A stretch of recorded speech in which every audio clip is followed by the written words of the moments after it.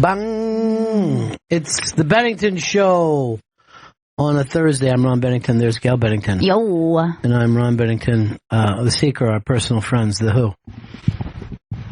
By the way, whose side do you take? Pete Townsend's, Roger Daltrey's when they fight? I kind of tend to lean more Daltrey. Isn't that odd? Yeah. Because most people lean more Pete. I know. I was with Pete right up to his troubles, and I'm like, well, jumped over to Roger's side. Yeah. I don't even have to ask you, Chris. I know you're Pete all the way. Oh, yeah. Pete's the day I die. Shared interest. No, that was research. You're already screaming seconds into a show. Everybody else is talking like a person. Look at how calm we are. Yeah, we're calm. Match our energy, Chris. Okay. Hey, everyone. That's too much. That's too low. Pete Townsend really. was just doing research. Oh, God. It's I disgusting. think everyone should get off his back. Hi, Milo. Oh, that's so Milo. It's your show. Yeah. I'm only going to spend a second about this because, we're going to get into the negotiations, but was contacted by an award-winning director who's interested in Kid Killer. No fooling around. Serious. This is incredibly exciting. I don't want to, these things, the industry and the biz. What? Normally, if somebody contacts you, you're off to the races. There's ups and downs. I'm just saying I have a good feeling about this. And honestly, I'm ready to celebrate right now. I'm going to say this during Oscar season. Why isn't there an Oscar category for horror? Huh? You pick cartoons, like that's something. I would like to see the Oscar-winning horror film. Kid Killer. The premise is already there. Yeah. I mean, what we need is a great cast. I don't know a lot of kids, to be totally honest with you. They all seem the same to me. Chris does. I don't know any children. Not that are still living. All right. And I know there's always a director's cut, but why isn't there an improv the idea on the radio cut that you could sit around and talk about? Just play this over the movie. What if we did director's cuts of our best stuffs, where we're just talking like, why did I say that? I think that's a great idea. Oh, God. The director's commentary is actually dying. They don't do it anymore because DVD sales are dead. Well, okay, Chris. You didn't correct me for calling it director's cut instead of commentary. Director's cut is different. B, we all know the DVD sales are dead. And streaming networks just don't even bother with. Do you even remember director's commentaries? Were you old enough for that? Yeah. I remember listening to the What Hot American Summer director's commentary. They're great. All through the 90s. I went through director's commentary. I honestly feel like I learned so much about appreciating film. I learned so much that goes into like set design and those little things that are like little clues throughout the film. You know what I mean? Yeah, little ways that, something's in the background. The heyday of the director's comment, that would be like late 90s. And then by like early aughts, maybe it started to fall I would even off. say even around the time of Pulp Fiction, they really kicked in. Right. Like when Pulp Fiction came out. But, I think, I might be wrong here, but the first person, and this was back when it was like Laserdisc, one of the first people was when Danny DeVito was doing stuff. Because he's the first guy that I ever read in a magazine. He goes, if you get the director's commentary, I take you through the whole film. He goes, I'm like, what is he fucking talking about? Do I have to go out and get a laser disc player now to hear Daddy talk about this? But I used to love those things. Some of them, you'd get the director's commentary. Then you might get like the screenwriter doing another one, the actors. I remember in the Kevin Smith one, they were at one point, they're just like this. And it was really fucking funny. I mean, it was fall down funny. And it goes like this. All right, Muse just passed out on the floor. And he was just sleeping for like a half hour while they were recording. And remember how there was somebody that Smith had a problem with, like, in that thing that he and one of the actors had a falling out in Clerks. and they weren't friends for like a lot of years. Was it Dante? Or I think it was Randall. Randall, I think him and Randall. So you just hear music go like this, like he pops up on the screen, and you just hear music go, "There's your buddy." I was like, this reminds me so much of me and my friends. Of just that stupidness, wise-assness. And Kevin is trying to treat it like, hey, he brought a lot to the thing. Here's your buddy. Just being a professional. Yeah. But no, I miss those things. They were a lot of fun when you had a movie that you loved. But I get, now that they're saying to people, you have to just view so many more things, You don't have time to rent that movie, watch it twice, then go through one of the commentaries, then go, oh shit, I didn't realize that. Now I want to go back and watch the movie.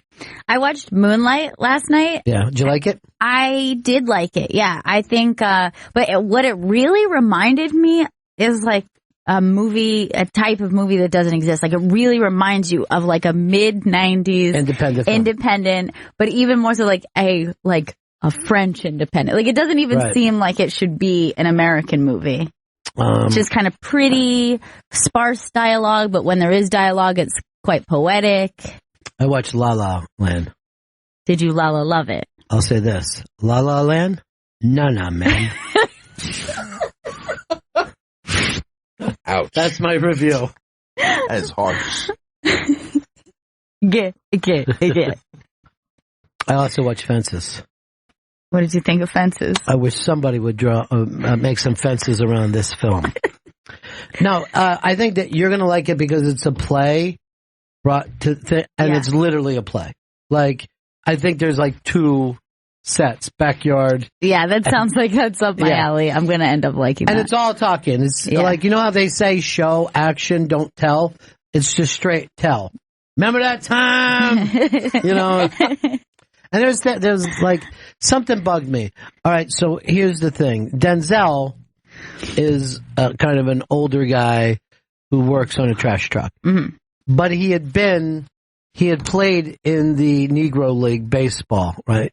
But he was too old by the time that they started accepting blacks, right? Then they were saying like, only 2 men hit more home runs than you, Josh Gibson and Babe Ruth. But then they say he was in jail for something, and he didn't get out. He was 29. And I'm going, then you don't have time to hit that many, home runs. You know what I mean? I'm sorry. You don't start. I'm going to imagine now that he was like 30, or maybe even 31 when he started his career. He's hitting 80 home runs a season on the low end. Even at that, I don't think he would have been able to become number 3 of all time. Come on, August Wilson, do your research. Some of them don't. I have a feeling I'm going to like that one. Just from the very small clip that I saw of just like Viola Davis just bawling, and I'm like, oh my God. There's scenes where both of them go off and you can really enjoy it. You know what I mean? Like it's, both of those people are great actors. It's like a performance heavy kind of movie. Like if you want to see a good performance, not necessarily a great story. Is that how you feel? Yeah. I don't even know them because there's not enough movement to be overly great performances. Like if I was watching a play, I might say that's a great performance. But I don't know if I could say that watching a movie. And La La Land, you have 2 people who can't sing and dance in a musical with not memorable songs. But there's a thing towards the end that's kind of an interesting, great scene. First of all, there's something about her. She's, she locks in on something, and she doesn't even need to be speaking for you to go, oh my God, I'm seeing all this emotion.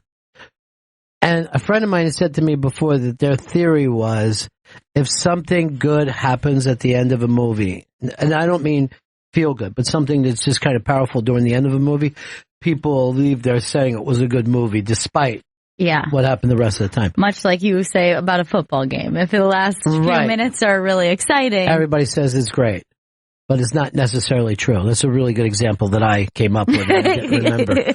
But there is, the film opens with some song. If you played it for me now, I would, and all these people are stuck in traffic and they get out and start dancing. And I'm like, I've seen this a million fucking times better than what they're doing. You know what I mean? Where the city is all connected through song. I've seen it better than what they're doing. Now people are like, oh, this film could have used a Gene Kelly. This film could have used a Dick Van Dyke. You know what I mean? This film could have used somebody who's light on their feet. There's a thing where she's dancing, right? And you see Ryan Gosling staring at her, and you see that he has 1 foot forward, like I'm going to jump into this. I'm ready to leap into this dance. And you're like, real dancers don't do that. You know what I mean? And I'm not blaming him. He's a regular guy in a musical forced to do these steps. But we've seen people for 80 years who are tremendous dancers. There's no one now that you could get that, has a good voice and a light foot that would like to do this movie. I'm sure there are plenty of Broadway stars who have that exact triple threat. Right, but they're not Ryan Gosling. Right. And we're like, oh, you need a Ryan Gosling to go to the movies. Let's teach him how to sing and dance. City of Stars. City of Stars. That's all I know from it. Yeah, it's plenty. That's plenty. I couldn't quote another thing out of it. But I also, it seems like I'm just on the performers. There's a thing that she's supposed to belt out this thing that changes her life. Her big, I'm not telling you. Yeah, that kind of moment. It's not a good enough song. This is going to win all the fucking awards because it's about LA and it's about acting and going for your dreams. And that works through the Academy members.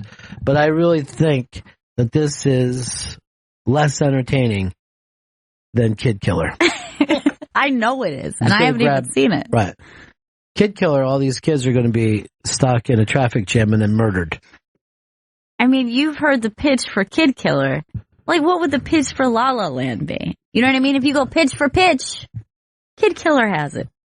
Right. They got written, someone wrote to me about, they said they just wanted regular people singing and dancing. Not, you know what I mean? That was the point of it. Then watch Everybody Says I Love You, which was fucking amazing. Way better than this. And but it wasn't about LA and acting. Right. So. And then you don't worry about saying things like, oh, they're not very good. Right. If there's a substance to it. Yeah. I'm going to still watch it probably. Watch it tonight. You might feel totally different. I mean, obviously, if you go by the Rotten Tomatoes score, is 93, but quite frankly, I would just call that thing Rotten Critics. It was up to me. And I think it is up to me once I get the power behind Kid Killer, and that becomes a tentpole franchise. I think it will. I mean, I have really good feelings about it. So, I don't think there's even going to be any surprises. I just think whether it's Denzel or Casey Affleck is the only, which way is this going to go? I have a feeling, even without seeing it, that they will go Denzel. Do you think that the controversy that Casey is in is going to... Yes, that hurts. Yeah. But here's what he's got going for him. This would be Denzel's third Best Acting Oscar. That's a lot, right? That's Daniel Day-Lewis time. Do you say this is the film that he gets to Daniel Day-Lewis? Because I wouldn't have given the third one to Daniel Day-Lewis for linking. I was surprised that they did that. But that's the one thing that Casey Affleck has going for him. That you could sit around and Denzel did nothing wrong in this performance. He directed himself. But you could probably pick out 12 movies that Denzel's even, more powerful in. I loved that with Lincoln. They said, this is a dead-on Lincoln impression. I'm like, I'm going to have to take your word for it. I'm going to have to take your word for it. I knew Lincoln, and I thought they were very easy on him. Because that guy used to burp a lot when he talked. Did you say Lincoln? I did, yeah. At my review, you saw it, right? Lincoln, more like stinking. So accurate. Cutting. Cutting.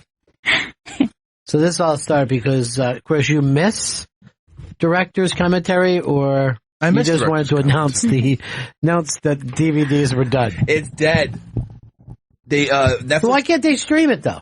Netflix tried to do that. They did it with House of Cards, but no one actually went. But to who it. cares about House of Cards?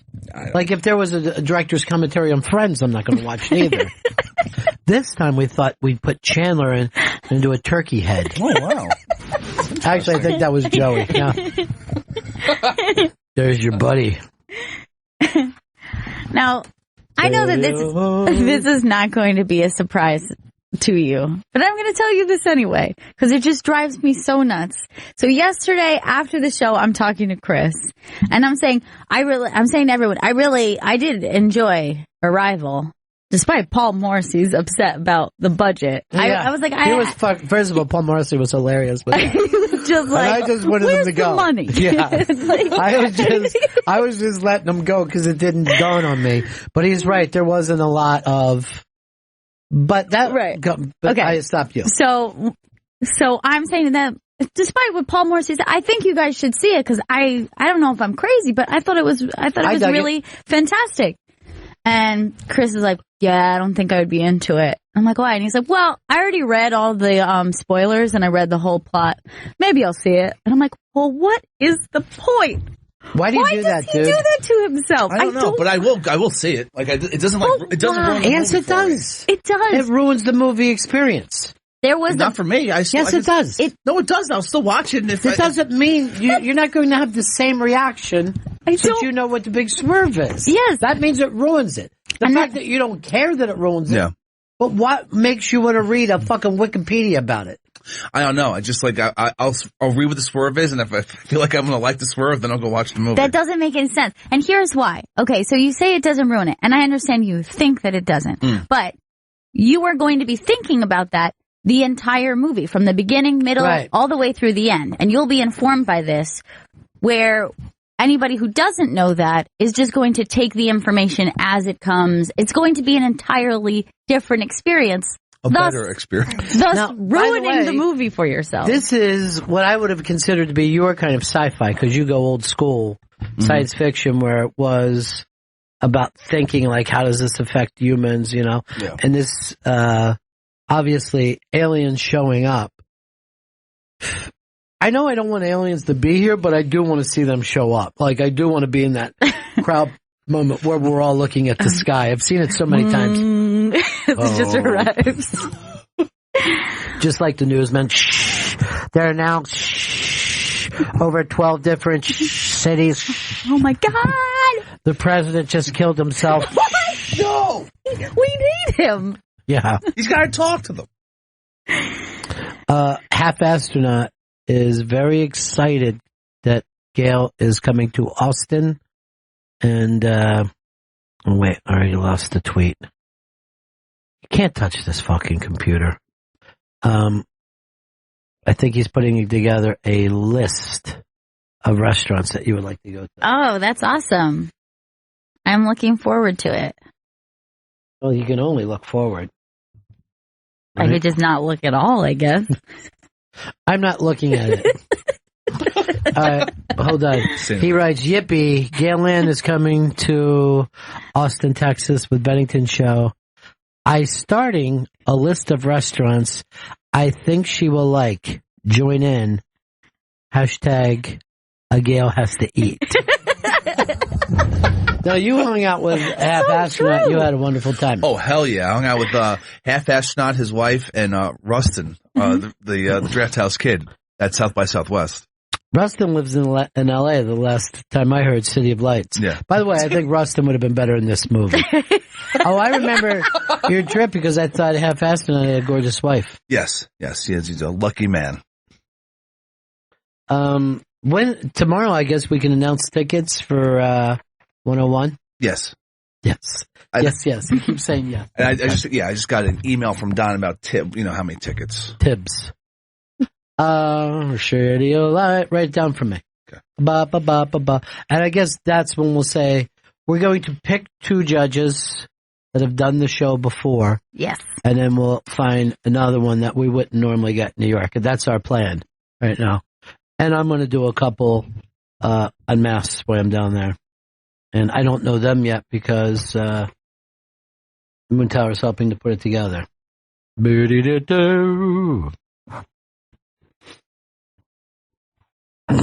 So that'll be fun. If you're in Texas, come see us in Austin. Well, not anywhere in Texas. Let's say close enough to Austin. It's a very big place. I'm not sure if it's all shows tomorrow or just headliners. So, okay. Did you see if Austin's there? If Austin's where? I mean, Rustin is in Austin. I emailed him. He said he's going to be in Los Angeles. I'd like to meet his people anyway. That's all. Give me a head. I was like, listen, just link me up, Rustin. Why do I have to goddamn pull teeth with you? Why wouldn't you just say it to me when I brought up Rustin's name? And then I go, I'd like to meet his people. Oh, I already said. Just tell me these things. I'm starting to think it's very bad to have you represent me. No. Like horrifying. No. The amount of people that I hear that say you don't get back to them or you're weirdly blunt. How am I weirdly blunt? That you'll say, not now, sometime in the future, and then they never hear from you again, and they take that the wrong way. Chris, you can definitely argue the point. You could say, oh, I do get back to people, but you cannot say, how am I weirdly blunt? I've seen you be weirdly blunt with Don. See, my problem is I don't use enough exclamation points on my emails, I believe. No, you Well, do. this was in person. Oh, that's not good. You're shocked that you talk weird to Don when we have meetings. Oh, my goodness. My thing, too, is, like, I'll promise anybody anything if I see him on the street. And it's Chris's job to clean it up a little bit. Oh, my God, yes. I'll definitely do that. When people go, can I come in and do your show? I'll go like this. Dude, you can do my show 30 days in a row. Because I want to have that good feeling when we're together. You know what I mean?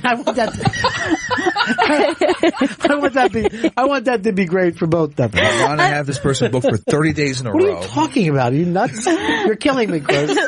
You're taking a knife and you're stabbing me to death. Fix it. God damn it. Oh, shit.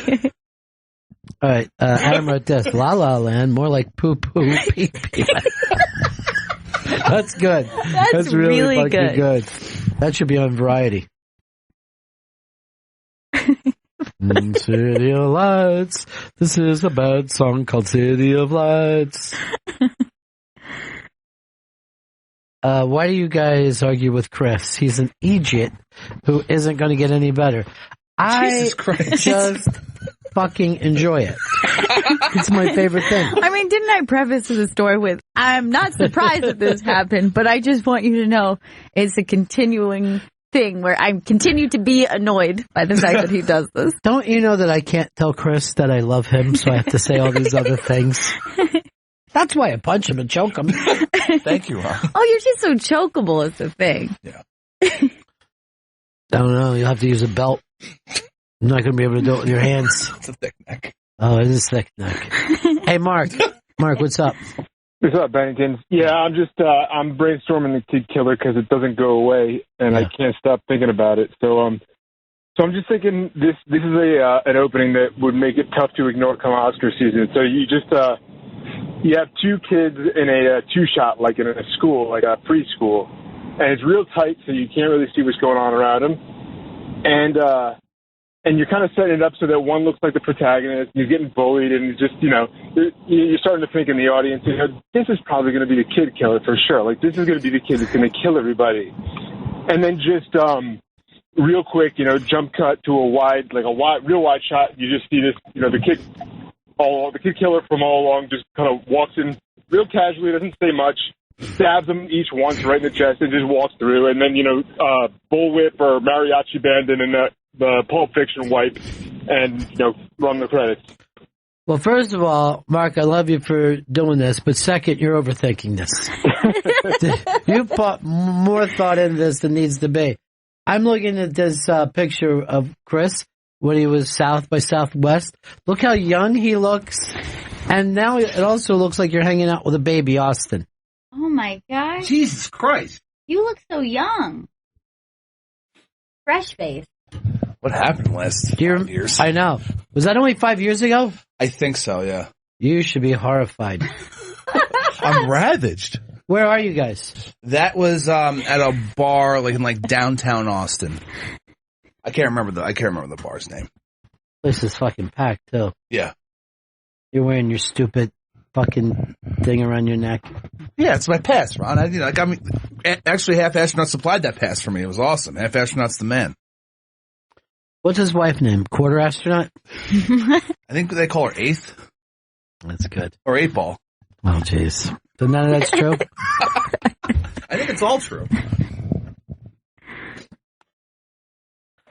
I want to say, if this is up yet, something for Big J. Let me check over at the iBang. It's what's up there at the top? What's it called? Does Big J Okerson finally have a theme song? Okay, so this is a theme song that came out about eating at a Wawa, and I don't know, it might be good for Jay because Jay prefers Wawa hoagies to anything else. So what's the name of the actual song? It's Wawa Hoagies. That's on the nose. Great. By Aaron Out. Let's see if you can imagine Big J coming to the stage to this.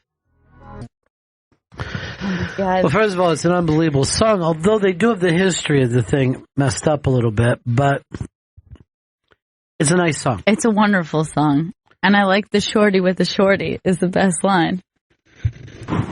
You know, I mess with the turkey shorty. I mean, that's usually what my go-to. This person said, talk about a sweet-ass beat. I really like the beginning of it. Like, it seems like it's going to be an island movie. Great production. As a producer, you listen to that. Yeah. That's so... Great music video, too. Someone actually even sent us another one today about Wawa. More Wawa songs? I want to see the name of it. I lost it in the Twitter tweets already. But it's something like No Wawa in the Hood. I'm looking. Wawa in My Hood might be the name of it. No Wawa in the Hood. All right, let's just play a second of that. Man, Wawa is one of the few brands that people actually will go out and promote themselves. Yeah, people love it. Anyone I know who has been to one who, like, they're not from Philly or Jersey, they don't, are like, wait, why don't we have this? Why aren't these everywhere? They're so beloved. I have a friend who's just upset. She's from Brooklyn, but she's obsessed to drive anywhere near a Wawa because she's obsessed with Wawa iced tea, specifically the Wawa sweet tea. I just saw him promoting it. I never get that at Wawa. So this is beyond me. But they got it in North Jersey, and you get tasty cakes. I mean, they never would have been up in North Jersey before. I love that she says, like, she don't blame them because they're not trying to get robbed. That's hilarious. But I can see where she's coming from. She like a nice Wawa in the hood. Bring a Wawa to the hood. Maybe it'll help a little bit.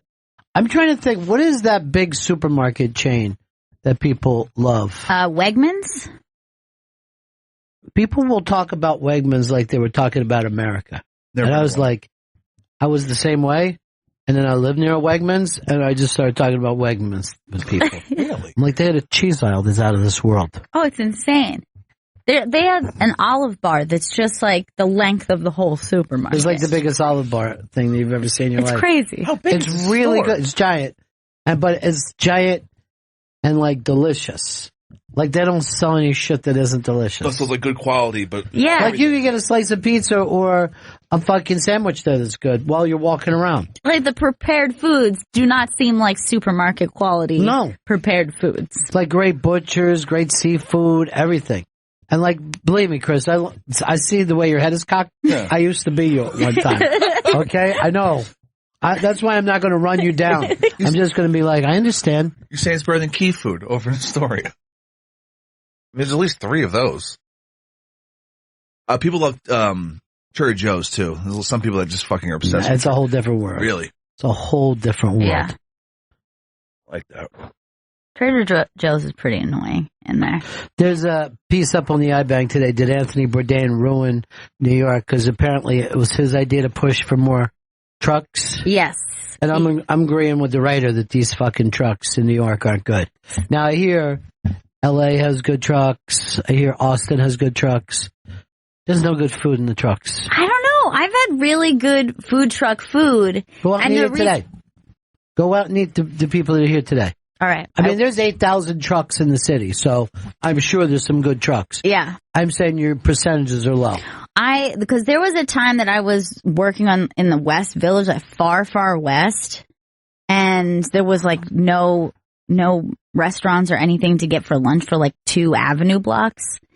And I don't know what I would have done if there wasn't just like a line of trucks outside.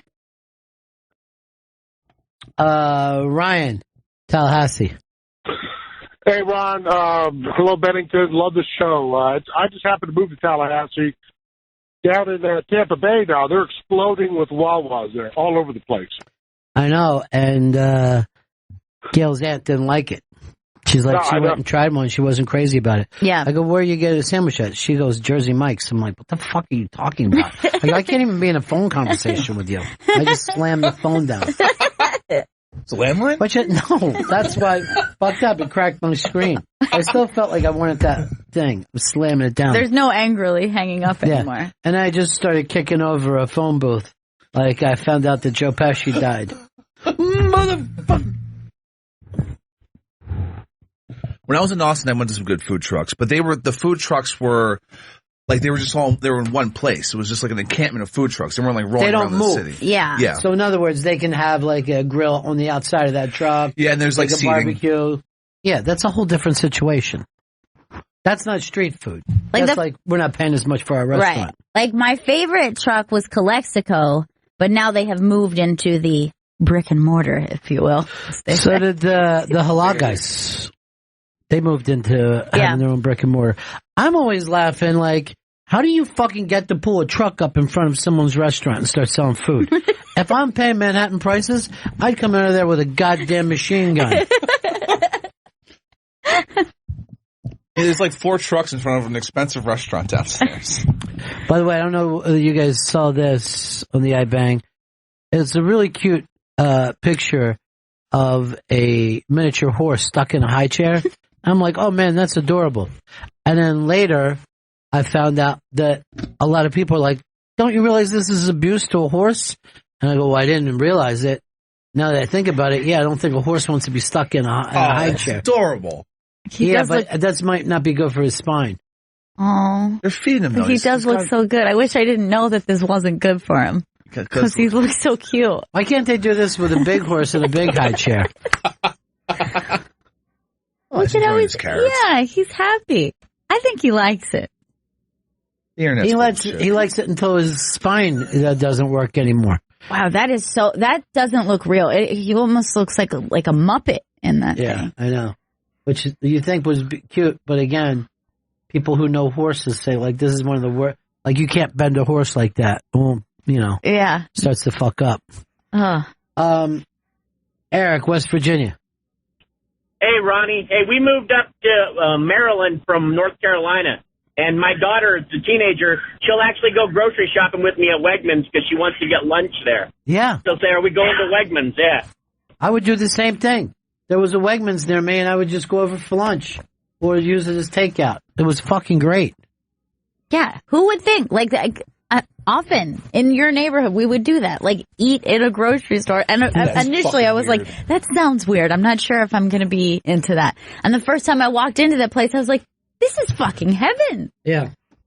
Holy shit. That's why, if you remember, I didn't even try to sell it. I was like, I know what you're saying to me. Just let's just go.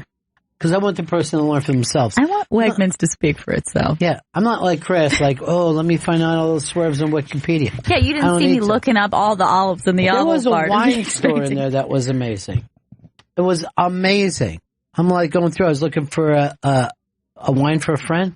I'm like, wait, this is Francis Ford Coppola wine? They're like, yeah, he has his own thing out. And I go, do me a favor. Wrap this up while I eat this cheese.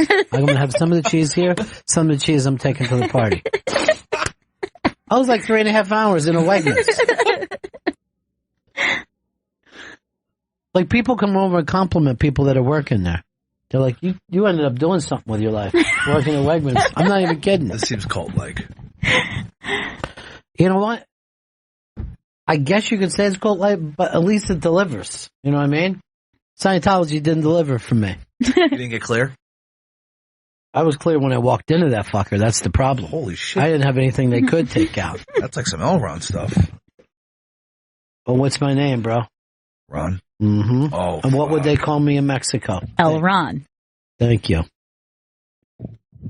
Me and Leah Remedy were in that thing together for a while. But she had a lot of thetans in her, though. She wasn't clear. Man, she had more thetans in her when I was done with her, if you know what I'm saying. What are you saying? She was in a match game last night with Alec Baldwin, and I was obsessed with it because we were walking down the hall behind Alec Baldwin, and he walks like an old fighter now. Like, he has a very weird noticed walk. that. He has like a... Yeah. Like he just got off a fucking horse or something. It's from fighting with post photographers. Chris, first of all, you're going for the joke instead of reality. Be real, and that'll be funny enough.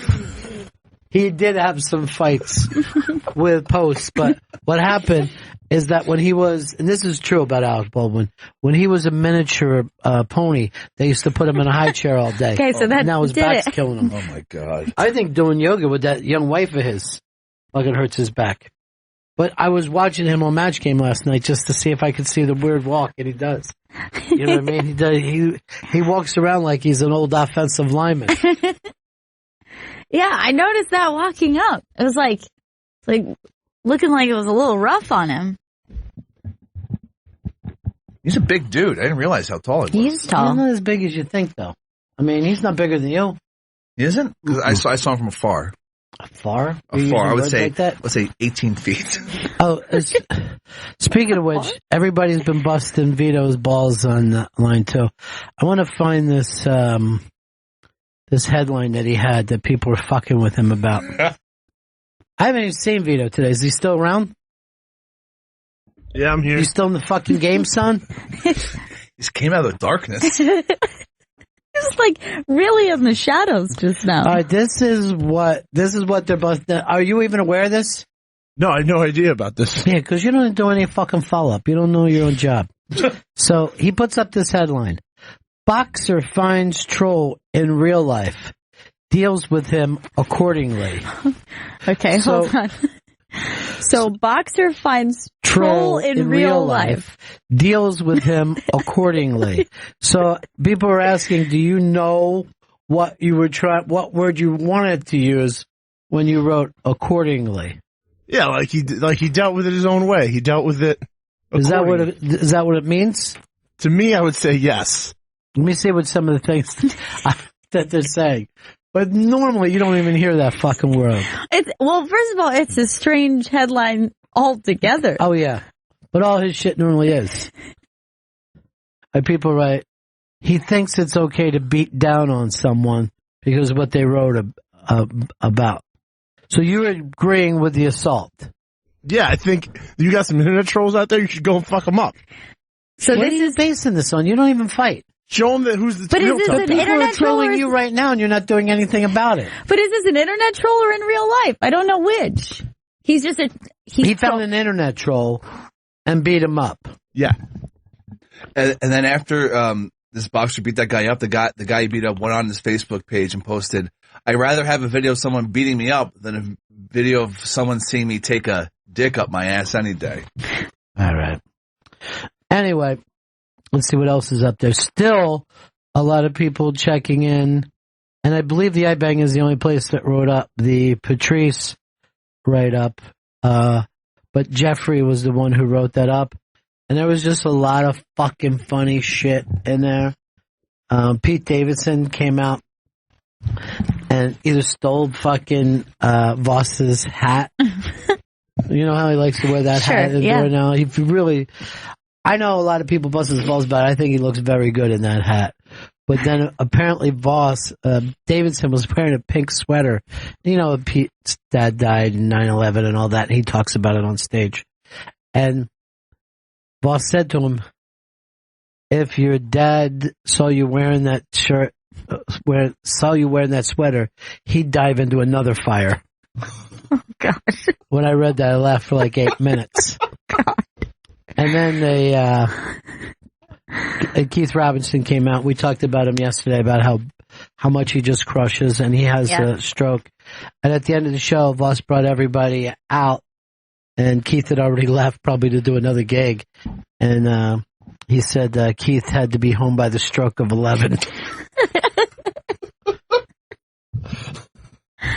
I was laughing my ass off reading this. There's a lot of funny shit in there. I gotta think of the Leslie Jones line that she said that he came up with, that Patrice said to him. But it was a very, very funny night. You can read all about it up on the iBang. Norton was there, Dave Attell. According to Jeffrey, Attell, is there a picture? Is that from the night? It's from the night, so. Let me see the Attell picture. He wore his, you don't have it at all? Just tell me. Right there. He wore his coat and hoodie on stage. And a hat. Oh, a hat over the hood up? Yeah. The hat, the hood on top of the hat, and the jacket over the hoodie. He's so funny. He likes to stay cozy. Yeah, like the last time we saw him, he was doing that same thing, like hood up, coat still on as he came in. So Leslie brought up this story, Leslie Jones, that after some guy that she hooked up with treated her badly afterwards, and she said to Patrice, just wait till I'm a big star, I'll show them, and when they want to come running back to me. And then Patrice said, nah, they'll just say, I once fucked that crazy bitch, Leslie Jones. Fucking hilarious. I feel in a way they're both not wrong. No, like everybody's right. They're both kind of accurate. Hard to believe Patrice has gone that long now, though, right? Yeah. It's weird. Every day, somebody will say to me about a news story, don't you wish Patrice was here? Yeah. Patrice would know how to deal with this. Doesn't matter what it was. Almost every day of my life, somebody mentions his name to me. Yeah, and I think it's such a cool thing that his friends, his peers, and his fans kind of keep him alive in that way. It's weird. It's the strangest thing. Because the iBang's up now, the iTunes has the unmasked they did with him. Mm-hmm. And a big part of it was like, not feeling like he was at the place in his career. I remember he always said to me, if I have 100,000 fans, I'll be happy. I can make a living, I can sell them stuff, and that's all I need. And I always think of that number, because it's actually truer for almost anybody now. Like it used to be, if you were Michael Jackson, you had millions and millions of fans. And that's what everybody shot for. But now you see a lot of people start podcasts or these internet sitcoms, or even if you're not on one of the big networks, it's not far off from 100,000. Yeah, it's really not, because entertainment is so, I don't want to say like fractured, but there's so much access to different types that it makes sense that people kind of like section off into like smaller groups of this is my guy, or this is the... Now let's consider, like, if somebody has a podcast and they have 100,000 fans, they can go out and do 50 cities theaters if those are fans that are for real. And you're like, oh, that dude's a big star. But then you look at 100,000 and you're like, oh shit, that's only like one fucking fifth of the way to what, used to get you a gold record. Right. It's weird. The world is a weirder place than it's ever been. Do you think do you think that it's better for performers this way or worse? It's just different. Yeah. You know what I mean? Like, obviously, it's great not to have gatekeepers, right? Mm-hmm. But without gatekeepers, you don't find the person who made it all the way through the gate because they're so incredibly great. You know what I mean? Like, will we ever have another Prince? Because I'm just saying that because he just died. I don't know, but that dude had to break through the gate. You know what I mean? If he didn't, he might have never written one popular song. He might have just been out there doing weird shit that only some people cared about. Yeah. I like this. Are you a Rihanna fan? Big Rihanna fan. All right. she now has more top 40 things than Michael Jackson. Rihanna's now the new king of pop, right? Yeah. Now, are you a fan of hers, Gail? Yeah, I do like her. Chris, would you say you were? Yeah, sure. How many Rihanna songs can you name compared to Michael Jackson songs? You know what I mean? Umbrella. Umbrella, I know. Bitch Better Have My Money. Bitch Better Have My Money. That's 2. Diamonds. Oh yeah, shine bright like a diamond. It says 3. That's it. That's the Love 3. on the Brain she has. That's like a newer one. No idea. Work with Drake. By the way, I think a lot of that shit's cheating when they team up together. You know what I mean? Like, a lot of those guys. Stand on your own. Now, start to name Michael Jackson song. Thriller, and then there's You can only name Thriller. You're a fucking dope. Off the Wall. All right, that's 2. You're still Bad. all right. History. Why are you angry with this? I'm trying to prove a point that Rihanna's your generation. Billie Jean. Yes, You're getting there. Yes. I'm trying to prove a point. Smooth criminal. Smooth Criminal. Don't be mad. But I'm just proving a point. You're Rihanna's generation, but you can name more Michael Jackson songs. Yeah. That's weird, though, right? But that also has to, I wonder how much that has to do with radio, hearing the name of the song back to you, and owning physical albums as opposed to streaming music. Some of that is true. Yeah. Some of that is very, very true. Which goes to show a hit isn't necessarily a fucking hit today. Not in the same way when you had to go through the number of things that you had, the number of spins that you had, all those things that it takes something. A lot of those songs get locked into people's brains forever. Years and years later, people can sit around and sing Cyndi Lauper songs. I don't know if you're going to be able to sing as many songs that are streamed. You know what I mean?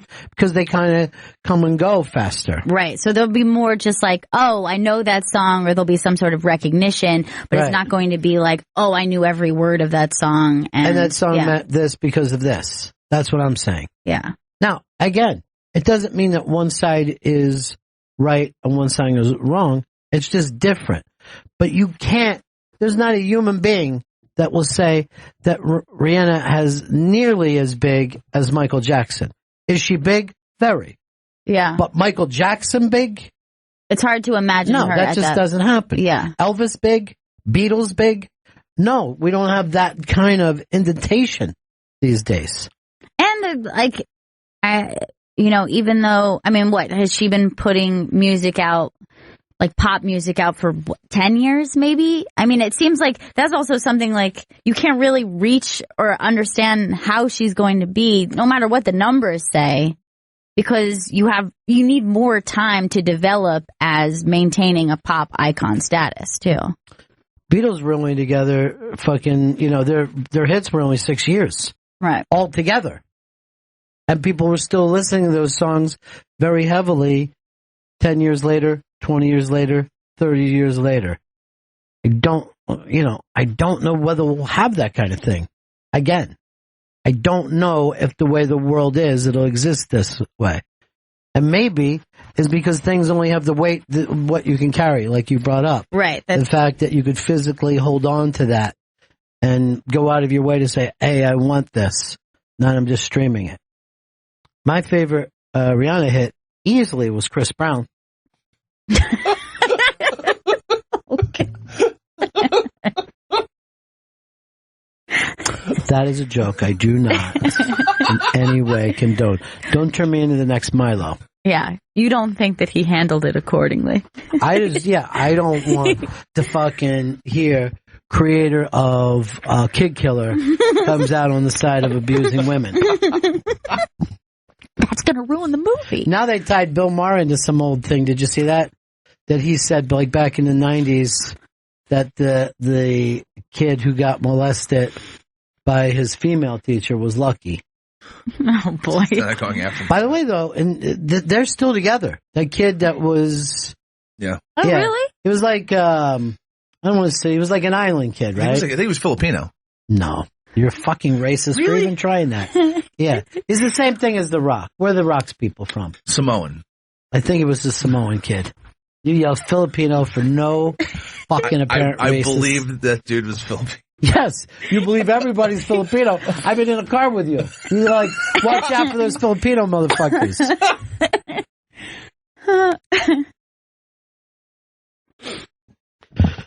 But that's a pretty common, isn't that a kind of a common joke? Yeah. You're Like, saying I'm it's not just- fucking witty? Yeah. No, I'm saying, the Bill Maher joke. Oh, yeah. The Bill Maher joke. No, Isn't I'm that gonna get like, it. Run me down. I'm not saying like, is it morally right? But it's like, it's a joke I think we've heard many times. There's like, oh, hot teacher with a young kid. And I think this is what Milo got in trouble with. He says a lot of times the youngster is the predator, not the victim. Like young men want to have sex so bad they go looking for it. Mm-hmm. And they're seducing. In this case, you could say the young man seduced his teacher. Right. But that is also true in a lot of statutory rape things. Of course, right. And that what you have to do is that despite the fact that they want it, you're going to have to be the adult and say this is not okay.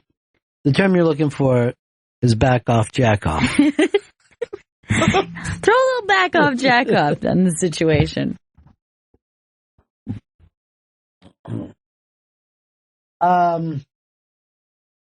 Here is Matt. Matt, what's up? Hey, Bennington, how's it going? Yeah. So, just watched that show Crashing last night on HBO. And first of all, you know, I saw you in the audience at the stand a couple of weeks ago, so it's kind of surreal to see somebody you just saw live on stage 5 feet from you on HBO. So that's all. It's weird, right? Yeah. Yeah. And I love it. I mean, I love the audience. I love you guys. So, you know, you guys are the best. So thank you for always entertaining me, by the way. So my question is, you know, there's that one scene after he goes to the bar after his wife cheats on him, and he's kind of just standing there, and the guys are like, you know, they're all pissed at him because he's just standing there, and then Big J goes, you know, go on stage and talk about what just happened. You know, that's real, that's raw. And then he goes on stage and totally bombs. Do you see that either one way or the other, like guys either going on stage and talk about what just happened that day, and then, you know, either doing well or not doing well, but do you see more often guys are prepping what they do? Well, it depends on the person, but normally that person would be they would have a prepped act, and then something may come up that they go, I'm just going to go up and talk about this and see if there's anything there. The audience doesn't always want that. Like, you would think, oh, that must be the best thing ever. And the audience will just think, where's the jokes to this? You know? Okay, your aunt died or your dog got hit by a car, but what the fuck? I'm sitting here trying to enjoy myself. Well, I think the thing that's kind of interesting about that is that for the comic, this is what they do every night and multiple times a night in some cases. But then the audience, not all of the audience is in comedy clubs most of the time. So they're like, oh, let's change it up a little. You know, maybe today I'll just come in and treat it like this. Look, I gotta tell you something. It's so funny. I mean, you said this. It just triggered this memory I had the other day. I'm laughing so hard. Louis J. Gomez is hosting at the Stand last weekend. I think last Friday night. He goes on stage to tell the audience just what you said, and he said to them, we know what's funny because we do this all the time. These jokes are funny. It's you who only comes in here once or twice a year who doesn't get it. And I'm in the back oh my God, laughing my ass off because I thought it was I've never seen anyone say to this people, look, just laugh when I stop because I know it's funny. That's an interesting approach. Yeah. Oh my God. All right, buddy. Thank you very much. Have a great afternoon, everybody. All right, peace. But in the case of Pete Holmes, if somebody just came up and said they walked in on their wife cheating on them today, I'd be rolling on the floor laughing at that fucking guy, that naive church boy. Did you say Hard Rock Johnny's stopping by today? Yes, he is. Does he know we're already Don wants to start working on the Thanksgiving budget? He's aware. You tell him that we're bringing in Circus Soleil this year. I did not tell him that yet. Would you be willing to do the trapeze stunt with Circus Soleil? Look, put me in. You know what I'm saying? I'll do it. I might hurt myself, but I don't care. Well, then why even bring them in? Let's just have you do a stunt where you hurt yourself. Would you let me throw knives at you? I trust you. Like on the wheel, like strap Chris Stanley to the If wheel. you want to, I'm hitting a heart shot no matter what I do. Oh, Jesus. I can fucking hit exactly what I'm throwing at. Anything at all we asked. Would you be willing to bring in one of your Tinder dates and do what I like to call live pornography? No. Bring live pornography back to Times Square. Will you do it? Everyone has to put a quarter in. No matter if they go. And Chris is just in their jacket on his girl's face. That's going to take some convincing on my part. I've seen a couple of your Tinder girls who seem like they'd be maybe open to it. Some of them, you know. Just a couple of them, I think. This you new could girl just keeps sending that. me videos of her. This new girl? Wait, is this the one from yesterday? Yeah. Yeah, it is. Wasn't you the met New this Girl girl? TV show that you watch? Love that show. Let me see this new girl. This is graphic. What makes her think she even has to impress you? I don't know. I think she's insane. Or I'm getting catfished. Yeah, that's a straight point. Oh, who's that? I thought that was coming out of my headphones. I thought that was. No, it's coming into your headphones. Oh, gotcha. Yeah. Noise. So this is just a girl you met on Tinder. Yeah. You met her on Tinder? Hasn't met her yet. I haven't met her yet, but she gave me her phone number, and she started texting me fucking videos of herself masturbating and twerking and Yeah. So what was her profile like then? There was nothing there, so I might be getting catfished. Just getting catfish, dude. I'm gonna see it through though. You gotta do everything once. There's something that's not adding up here. I'll tell you the truth. If he goes out and gets mugged and gets stabbed to death, I don't care. I'll just yell out, great bit. Hey, Gail and I are going to be doing Creeps with Kids with Robert Kelly March 6th.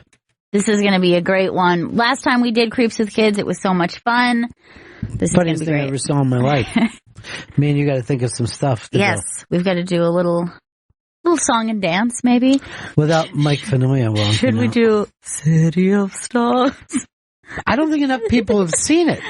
I saw a thing the other day, and this reminds me of this Rihanna thing. 60% of Americans can't name one movie that's nominated for the Oscars this year. And I don't blame them. Like it used to be, oh, you guys watch those asshole summer movies. Look at all these great movies you're not going to see. I ain't saying that to anybody this year.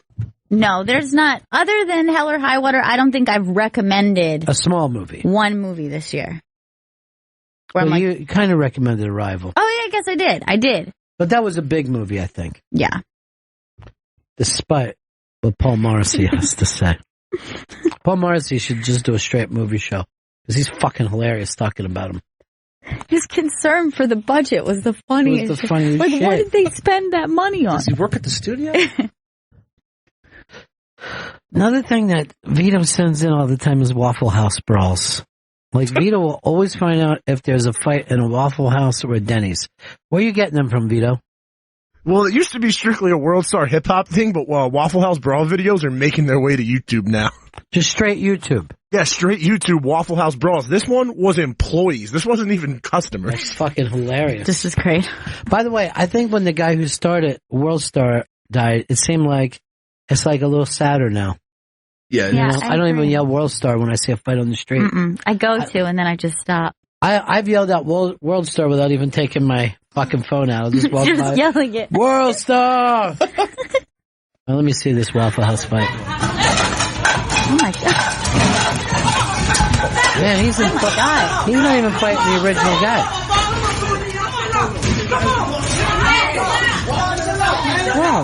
Wow. This is a great fight. Take the camera in there. Follow them. Most fights don't even last that long. They were, that was lengthy. like saying a great Golden Gloves fight. There was some pretty good shots there, like good form. And then speed. Once we get in the corner here, look at the speed on both of them. Yeah, they're both throwing. Connecting, too. Yeah, the little guy is really throwing haymakers. I mean, he's outweighed there by like 30, 40 pounds. And you love that kind of shit, huh, Vito? I don't know why Waffle House brings out the worst in people, and I like to see it exploited. I think just the opposite. Waffle House and a lot of people will use it as a punchline. I use it as friendly, greasy food. If you are drunk, and I'll tell you this, I don't know why, hungover, go to Waffle House, you immediately get your stuff with a Coke too. And it'll start and bring you back from your hangover. Helps to cut the grease of the greasy food. Why does greasy food help you and taste so good when you're drunk? I don't know. I know that salty stuff, I know the salt element of bacon is helping you retain water, so that makes sense. But I don't know why it's greasy bacon or greasy burgers or fries. For some reason, that's the stuff you crave. Could you imagine being wasted and then just going out and getting a salad? Like if I was on South Beach? Dude, I'm so drunk. Let's go get some fucking dinosaur salad. Jurassic Park salad. That's how hungry I am. It sounds disgusting to me. It is. To just fill your belly with leaves? I'm going to say this. I don't think it's happened in the history of the planet Earth. I don't think drunk people have ever gone out and said, give me a big fucking salad, dude. I'm so hungry right now. I'm still drunk. Give me a giant salad. Here's something to gross you out. Imagine you got up in the morning and ate a salad. Oh. A breakfast salad? What would the dressing be? No. Maple syrup. Vomit. Your own vomit. Stop it, Chris. You're just trying to make it worse than what we've already have, just using actual facts. What would be the syrup? It's either maple syrup or it's some sort of egg yolk based syrup. Grape jelly. Hollandaise? Okay. By the way, interesting. Hollandaise always seems a little dangerous to me. Is this going to get me food poisoning? Smell this Hollandaise right now. But for some reason, I still do it. I'm still willing. Oh, yeah. Because it tastes like fucking delicious. It's worth the risk. It tastes like buttery, eggy mayonnaise. Fuck. So good. You getting, here's Rich in Michigan. Rich. Hey, how you doing? Hey. Hey, I was just going to let Chris Stanley know that the reason that girl on Tinder doesn't have a profile is because she's using the site as she's an escort using the site. So. Well, guess what? She's getting catfished. Because she ain't getting no money out of this shit, lady. I don't have this money. So now what do we do? City of Lights. You gonna watch that tonight? Yeah. All right, let me know right afterwards. Well. When you finish your holidays, give me a call. Jim, Ohio. Hey guys, did you guys happen to see that movie L? I didn't. It's based on L. Ron Hubbard. L. No, it's not. It's not. Okay, I think don't get L mad. means I'm having a joke. L means her or she or something in French. I don't speak French, but I'm telling you, it's a small movie. Check it out. I've heard good things about it. That Isabella Huppert or whatever is amazing in it, and it's a really good movie. Oh, I love that actress. She's the actress in she's in Huckabees. Right. I heard Huckabees. I saw her win the Golden Globe, and she was mad, crazy mad. I'm going to tell you, this movie is right up your alley. I mean, it's really good. Well, unless I get a screener, I won't see it till after the Oscars, but I will definitely see it. All right. Yeah, I saw them at the Golden Globes. I thought that they were hilarious. Her and I guess she dates the director, Paul Verhoeven, and they just took over just their weirdness of talking to each other across the room. You have taken me on a journey, but it's supposed to be somewhat sexual, right? Yeah, that's up my alley. Yeah, mm-hmm. That seems good. Any hollandaise in this? Not sure. Well, we took a hollandaise. Hollandaise. Get some time to get some ways. Ice Chunk versus Car is up. And a friend of mine said to me not too long ago, they said, I hate the word chunk and or hunk for meaning something big. I much prefer chunk to hunk. I use chunk a lot. You could yell out hunks in my neighborhood and somebody would have to give you a piece of their food. Like if you saw someone eat a cheesesteak, you could yell out hunks. Here's the two things that we used to do. If somebody's playing a pinball machine, right?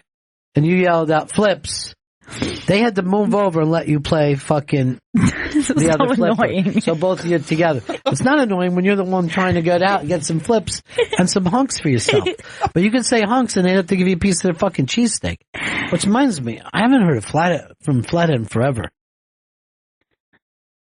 Yeah, since just around the Super Bowl?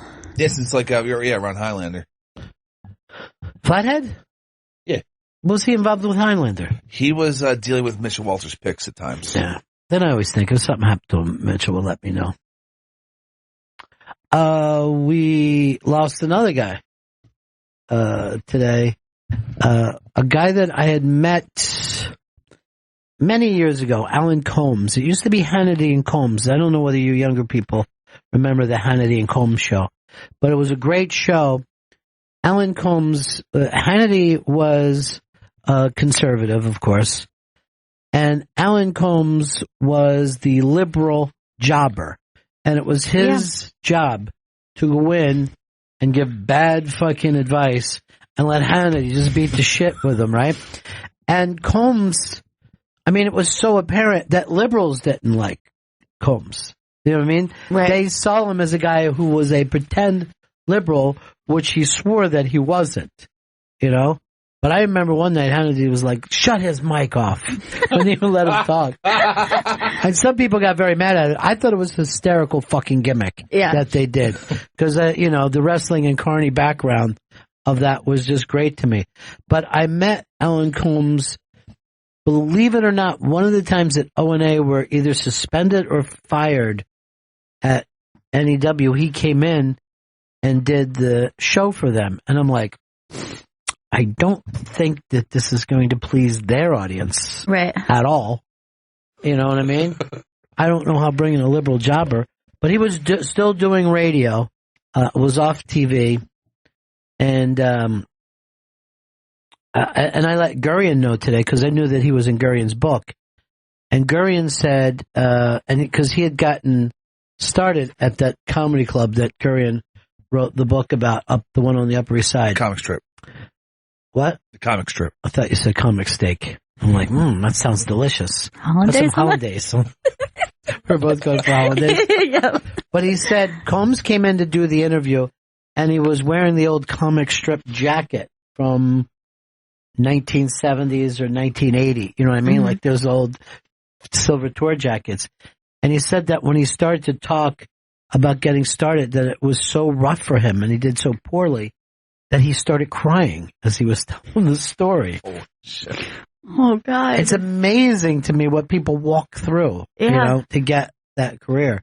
So I never was as mad as Colmes as a lot of, people were. I mean, it was just fun, fake shit to set up. Although people told me he actually was a liberal. He just wasn't very good at it.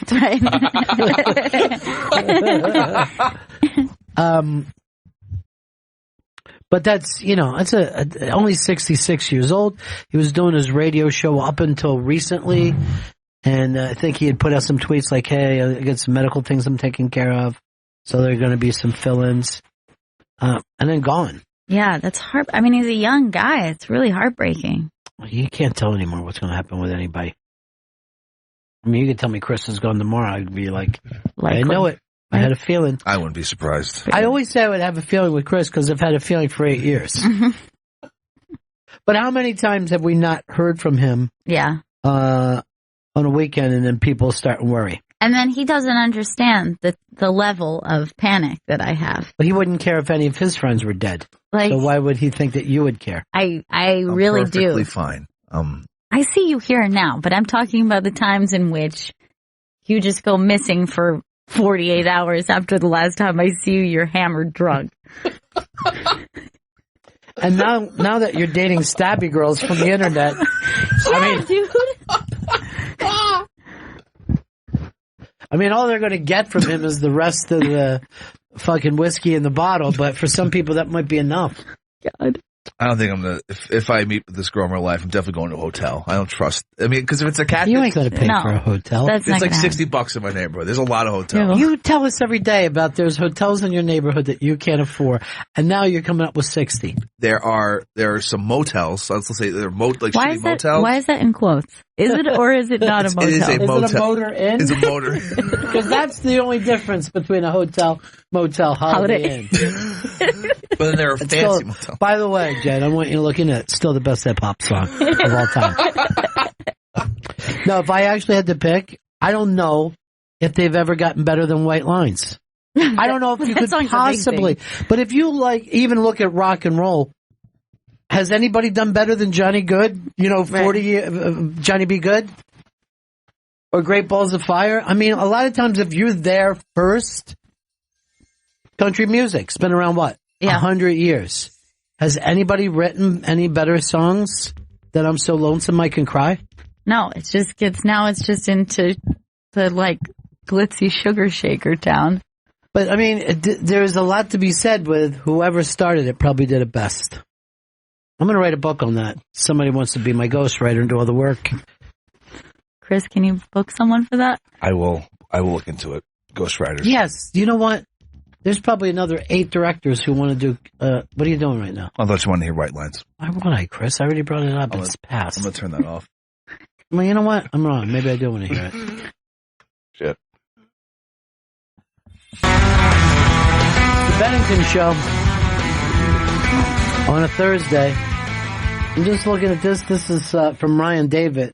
He said, offering to chauffeur a trip to the Salt Lick barbecue when y'all are in Austin.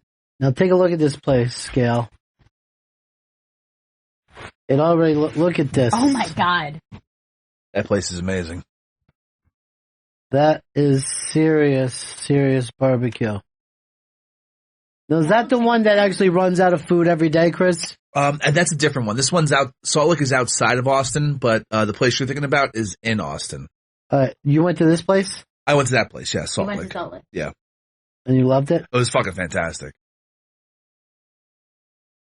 Damn. And they have one in the airport, I believe, too. They have like a kiosk, and that's delicious too. You went in for that one as well? I don't know if I'd want a bunch of fucking barbecue right before I got on a plane. I was hungover. It helped. Just have a big slab of pulled pork. Yep. Man, this looks delicious. Yeah, that shit looks so good. Look at this on this grill, Gail. Yeah. Sausages hanging down. Looks like brisket.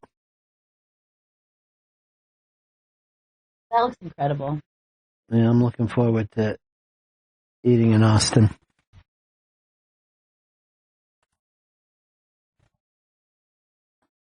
Someone said get the breakfast sausage and eggs at the airport.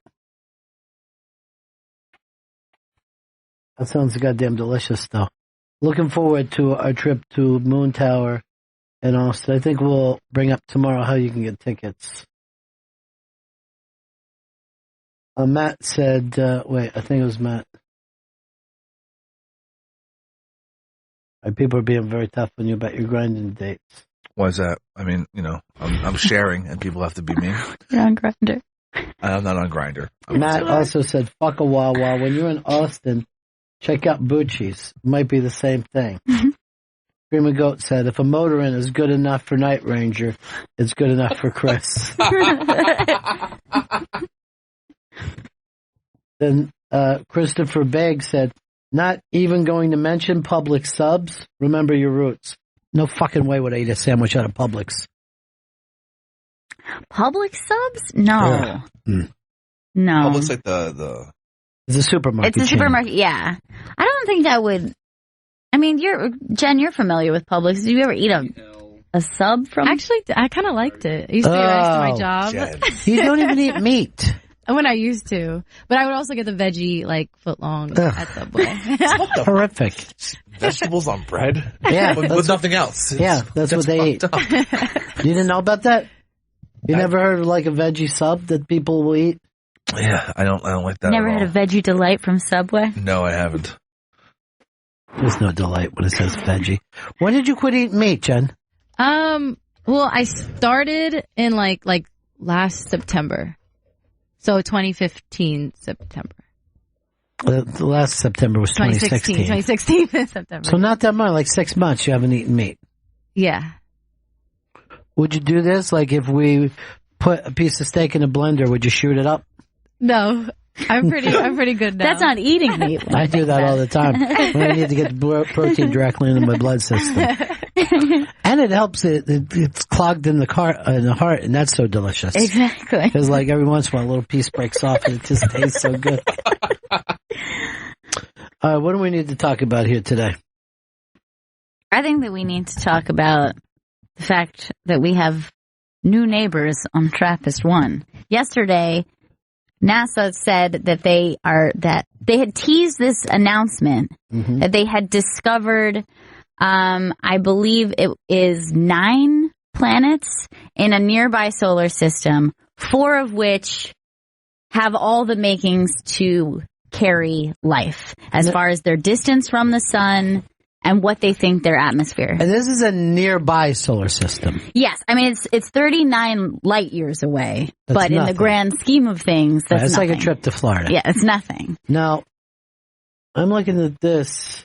So there's 4 planets. 4 that they think. I think there's That have 9 that they found, but 4 that could possibly be the type of planet as far as their distance and what they're guessing their atmosphere is like. That they could have maybe liquid water and life forms. We've been sending them radio waves, and NASA just got a message back. What? It said all 4 of us will fuck you up. So NASA sent back, don't forget we got Jupiter, Mars, and Mercury. Just a way of making them think. Right, that we also have friends on the other planets. Yeah. They go, look at the size of Jupiter before you fuck with us. Some big ass fucking people come from Jupiter. When I think of how many planets are out there that we could be going to, and the fact that we don't, I feel claustrophobic. I feel stuck on this one fucking rock. Like I gotta just get outside of the atmosphere, even if it's just for 10 minutes. It's just like on this one little speck of dust, and we're just like a weird algae growing on like a little speck. Why you gotta of run dust. us down? You know what I mean? We did a lot of fucking good things around here. Yeah, I mean, accomplished algae, sure. Yeah. It's a very, very specifically good algae. So this feels like it's the making of maybe finding out officially there could be life. Yeah, but what do we do with that information once we got it, since we can't get there? Go nuts. I mean, we can look through a helicopter, see a dude waving, we still can't do shit about it. Right. Wait a minute, why did I say helicopter? What did I mean to say? Telescope? That's not even fucking close. Wait, I thought you were saying someone was in a helicopter. You're waving to them, and you're like, yeah, we can't do much about this, but I can give you a wave from up here. Look, there's no way. Let's say if somebody told you in the time of like when Christ walked the earth, right? Mm-hmm. And you were living in Bethlehem. Someone said, look, on the other side of the planet, there's a fucking island called Tahiti, and the chicks are amazing. I'd be like, what do you want me to do about it, dude? I can't fucking get there. You know? It's nonsense to me. Yeah, but isn't it comforting to know? Like, do you find it comforting, or do you find it weird to think of life on other planets? I feel like I can't sleep at night in case I got to protect us. And look, I know that radio waves go out into the fucking far reaches. Yeah. Come here and you will get fucked up. All right? We're fucking TO boys. And the TO stands for watch your fucking ass, bitch. I'm not fucking playing games with you right now. I will kill your whole fucking space travel. No, anybody that was smart enough to get here is too smart to even talk to us. Yeah, they would probably think, oh God. There's no probably. They don't even have to think. It's like if me and you found an island out off the fucking coast of Jamaica, we wouldn't be thinking, now how do we let the Beatles and Nats know that we're here? You know what I mean? If there wasn't something that looked like us, we wouldn't try to communicate with them. We surely wouldn't give a fuck if we saw a beehive. Probably take a stick and knock it down. So watch these bees start swarming after I do it. There's no way Unless they're close to, and they're going to be so far advanced over us. Right. Now, what is possible, let's say for the Trappist one, is not intelligent life, but it could be, like little Same microbes and little, no, I mean, even Look, less. that'll be just as big as a miracle. Yeah. It'll be a miracle to find any kind of life. Even if it is, like you said, shitty algae. It's important. They're just it could be just like a whole shrimp planet or something. Whatever. I mean, the chances, look, how old is this fucking planet, Chris? 5 billion years old. Okay, 5 billion years old. Only in the last, let's say, 3,000 years, is there anything kind of resembling us? You know what I mean? Like if you got here and there was cavemen, you'd be like, fuck. There's nobody here. You know what I mean? You got to at least be like a Viking before somebody would want to talk to you. And so in that 5 billion years, only the last couple thousand years. So any time that somebody would have been here, like they could have been here a half a billion years ago and go, there ain't shit there. Some monkeys, that's it. They're eating flies off each other's backs. And it's fucking hot in the summer and then cold in the winter. They haven't figured anything out.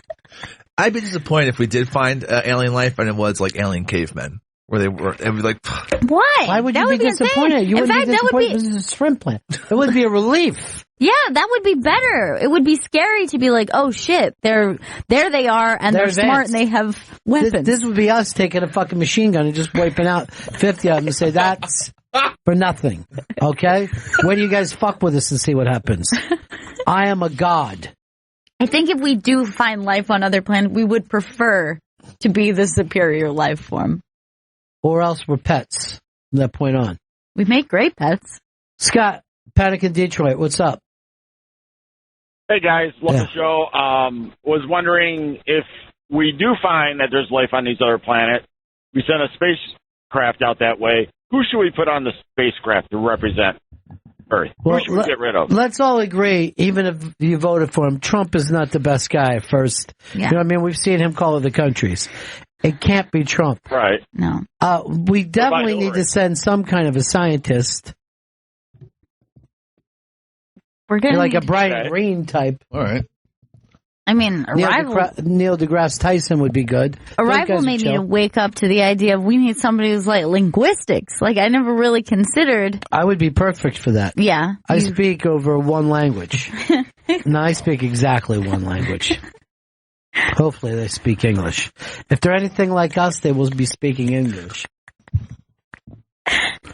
Look, they don't even let me go meet the fucking stock holders who walk around the building.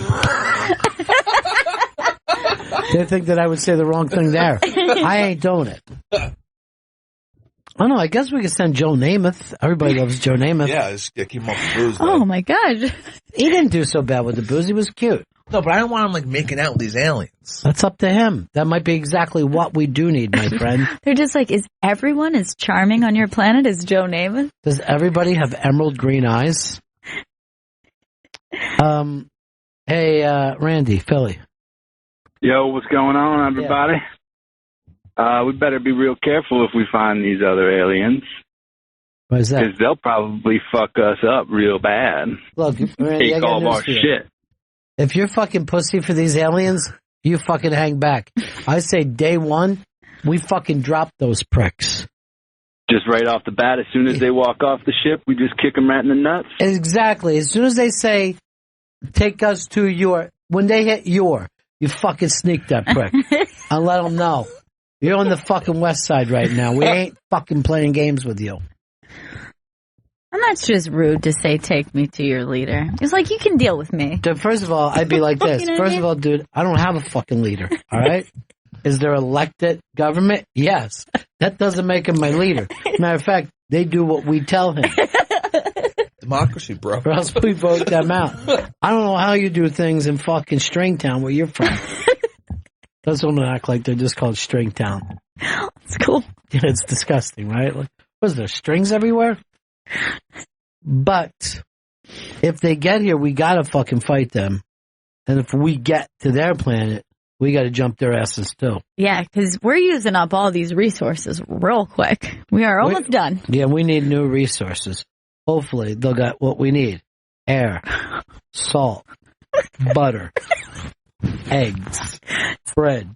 Sounds like we're in the makings for holidays. Well, we took a holidays. Holidays. I'll be like this when I get off the fucking thing. Relax, we're just here for the holidays. So you fuckers don't even have to make it because you're not advanced like we are. It's called brunch. I hate the other fucking planets. I hate the way they look down on us.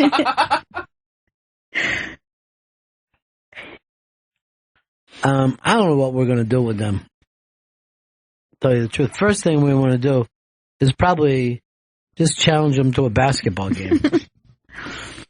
And fucking destroy their asses. You want to dominate early. Yeah. I'll tell you this, if we do play a team from outer space, I don't want anybody fucking chucking from the outside. Let's fucking work the ball in under the baskets and seriously, let's fucking get twos. I don't want you fucking thinking that you're hot and you're going to put up 18 threes. Fuck you, dude. Say Gold State. Yeah. You're playing defense and we're moving the fucking ball around. I want to see the ball move 7 fucking times before anybody shoots. It'd be weird if the aliens weren't like bipedal. They were on all fours. That would fucking freak me out. It could be on all 50 for all you fucking know. Fuck, man. What makes you think that it'll look... First of all, look at the weird shit we have on this fucking planet, right? Imagine how weird it gets off of here. Look at our marine life and then look at a human and think, how is that from the same planet? Look up on the iBang when we put up the praying mantis fucking nest last week. I haven't been able to sleep since. Praying mantis on its own is a very strange and alien-like occurrence, but to see a nest of little ones just like... I'm so freaked out. And right they now. move so fast and those legs are just going. I just feel like I got a bunch of them in my hair. Let's hope it's not a bug planet. If it's a fucking bug planet, I'll fucking nuke the whole place. God damn. All right, Half Astronaut wants us to go to Franklin Barbecue. He says it's the best in Texas. And that's what we want to do. We could probably go to worse than fucking Texas and still be happy about it. Just look it up, Chris, or should I go fuck myself? Don't go fuck yourself. Don't go fucking yourself. I couldn't if I tried. I'm not finding the nest. I'm just finding the... Forget the nest. Now we're on the Franklin Barbecue. Okay, Franklin Barbecue. Jesus Christ, I'm not going to eat a fucking praying mantis. You know that we're going to Austin. You know I demanding that we eat well. This is the place that sells out. Yeah, I want that. Do they have some special satellite radio line that you can get beyond the other line? I'm sure they do. Not sure if you guys are aware, we are on a satellite radio. We will be talking about you on a satellite, saying how delicious you are. So we're going to cut this line. And that can get all the way to Trappist 1, okay? Getting the word out there. I better bring some fucking bread from New York, though. I'm not trusting the bread. I like a nice roll. Yeah. When you eat like that. I don't think that's really their strong suit, right? There's white bread right there next to it. Is that Wonder Bread? Yes. Laying on the side? Mm-hmm. Dude, the best fucking barbecue I've ever been to, in my opinion, was the Rendezvous in Memphis. Very fucking famous. They have single slices of Wonder Bread inside packaging. Like they fucking literally make a little Wonder Bread thing for each slice. Like Kraft cheese? I guess you could say that. I mean, I guess it's to keep the Wonder Bread wonderful. Yeah. Yes, Wonder singles. You know how long it is since I let myself bite into any white fucking bread? I can't even remember who was president. I'm going to guess the first Bush. White bread Bush, I used to call him. I had some last night. A cheese sandwich. Cold cheese? Cold cheese sandwich. Cheese and, did you put a condiment? Oh, a dollop of mayo. How much do you think a dollop is? Actually, I'm slathering it with mayo. Okay. So don't say a dollop. But that sounds like a meal that a 5-year-old would eat. That doesn't sound like an adult's meal. What's wrong with the cheese sandwich? I'm not judging. I'm just saying a cold cheese sandwich doesn't sound like a man's dinner. Well, that was my dinner. I ate 2 of them. I'm not going to lie to you. You don't have to tell me. I see the space between your buttons. It's an old shirt. I've gained a couple pounds. Doesn't stop you from being dater boy. No, somehow. I don't know what's wrong with these women. No self-confidence. I guess all the good ones are married. Yeah. That's what I keep telling myself. All of us good ones. All these stories are fucking ridiculous today. One after another. And Vito's still not dating, by the way. I don't think he's out there. He never will. Seeing Chris Stanley do this hasn't made you think you want to get... You're worried no one's going to swipe you. Yeah, that's one big fear is that I'll just go on Tinder and I'll be reaffirmed that there will be no swipes coming my way. And if I do get swipes, I won't get messages. There's just a whole wormhole that I see coming. Just fucking jump in. Jen, you hang around with beautiful young women, right? Yeah, I think so. Would any of them date Vito?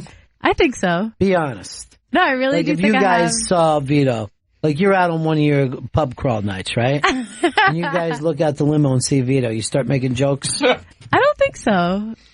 What about me, Jen? Huh? What about Raven? Maybe. I have a few friends that might. You're very nice to lie like that. No, I'm not. That's part of your not nice. She's telling the truth, Ron. Because I've seen some of my friends date like some real. Yeah, just Perfect. some real That's the category trash. you guys are Perfect. I don't care. I'm fine with that. Vito, how old are you? I'm 24. That actually works out perfect for Jen's sister. Would you want your sister to date Vito? No. He's not good enough for your sister. I don't want to say it like that, but What other way is there? Yeah, That's the way. That what you're saying is he's not good enough for your sister. I'm just I being accept you protective. saying that. I'm just protective. I have a certain guy in mind for her, you know. Is it me? And it ain't Vito. Vito ain't good enough. I get it. That's pretty hurtful. I thought we were pretty close. I'm nice. Legend's What nice. kind of guy do you want for him? One that seems less heart attacky? Just a really like someone who like enjoys what she likes, Which is what? Is it working out all meatballs? the Because I got time just the guy. working out all the time. Just like I mean, I guess maybe some Vito qualities are in there, like a mama's boy. I don't like a guy that's into wrestling for her. I feel You like want a he might man, have not some- a child. You realize that holds you back, that most of your interests are childlike, Vito. Oh, yeah, and I've come a long way. Before my last girlfriend, I used to wear Mets t-shirts and wrestling t-shirts every day. Did she tell you to stop that Yeah, behavior? She put a quick end to that. She was embarrassed of you. Yeah, she was embarrassed by my style. Mm-hmm. So that's why I only wear black t-shirts every day now. He can't be himself. He just wants to wear that Stone Cold t-shirt. When you see somebody in a wrestling t-shirt, you go like, hey man, I used to be like you. They used to have so many cool collectors. She must have busted your heart, huh? Oh, yeah, that was a rough breakup. Did you cry? Yeah, for like a week. What were you saying? I miss her so much. Yeah, like I miss her so much. I fucked this up. This is all my fault. Yeah, Aw, it true. is. The blame was on me the whole time. I never turned it around the other way. Did it come out of nowhere, or was it building towards it? It was building towards it. It was once the dog died, things got pretty Oh, God, that's so sad. awful. Now you lose the dog, and then you lose the girlfriend. Yeah. Chris, did you cry when your girlfriend left you? No, it was just a lot of anger. I think I did, I broke a crutch against my fucking wall. Why do you have a crutch? It was from when I had the knee surgery. They gave me a crutch. Oh no, it wasn't a crutch. It was a cane. What are you, like a wrestling manager? You just like breaking, like you just have a random cane that you broke? I had to patch up the wall. But no crying, just extreme anger. But then you never told us. You let months go by. Yeah. Even when I would ask you stuff on the air. Because I knew after a while Yeah. that there was something. We started to suspect. You just lied to my face. Yes, I did. Yes, I did. Ron. Now, how are we going to trust you about anything else? Look, I'm a trustworthy person. Sure, that one thing just fucking really hurt and I wasn't ready to fucking talk about it. But why were you ready to lie about it? Like, it's one thing to say, hey, look, some stuff's going down and I can't really talk about it. And we'd go, okay, man. But then just be like, yeah, doing good. We just went to the movies last night and saw a nice little flick. That's sick. He was giving details like that. He's like this with me. Gotta get home before the old battle axe takes him out here having an attack. Meanwhile, he just goes home and eats a cold cheese sandwich by himself. Look, there's Bannon and Priebus sitting together like buddies. Two best friends. Jesus. Bannon's expression right now. I know. Does he know that he's on TV? He doesn't give a fuck. Okay. Great. I give him all the credit in the world for that. There's stuff like a Priebus I could never hang out with, Bannon in a heartbeat. You know what I mean? Like, I could easily see Bannon as being a buddy of mine. Priebus, there's not a fucking day in my life me and that little fucking bootlicker would get along together. I thought he went to go grab a beer, but it was his mic. The way he put it up to his mouth, it looked like he was taking a swing. Look, like a champ, too. You could tell that his buddies have said before, man, that fucking Bannon can drink. And even, I love you, dude, and we've had some fun times, but are you kind of thinking you got a problem? You can tell me, man. Everybody runs out. Look at, he's just got like a white thing under his nose. Yeah, is that like, it's almost like a gray 5 o'clock shadow, but just in the mustache area. It can't be. It's just so weird. He's not growing a fucking mustache, is he? Just residual rails. He just got sloppy, fucking banging rails. Because it's a white, peppery. That's weird looking. Texture, but it's not a mustache. Yeah, you can't really see it when you move up close. He just has gray lip. Vito, did you and him ever have any personal time together when you were his producer? Nah, he used to just come by and be like, hey, what's up, brother? He liked to say brother a lot. Man, you know why? Old wrestling fan. Oh, definitely. Me and my friends used to call each other brother all the time. And then I saw one of them years later. He's like, hey, brother. And I'm like, why are you still saying that? It's still happening? He didn't even bother learning your name, is what you're saying. Yeah, no, me and him were not tight at all. But people who worked on his show, like, after I left, were with him in D.C., were at the Trump inauguration. Would you have stayed with him, you think? No, I don't think I'm a political guy.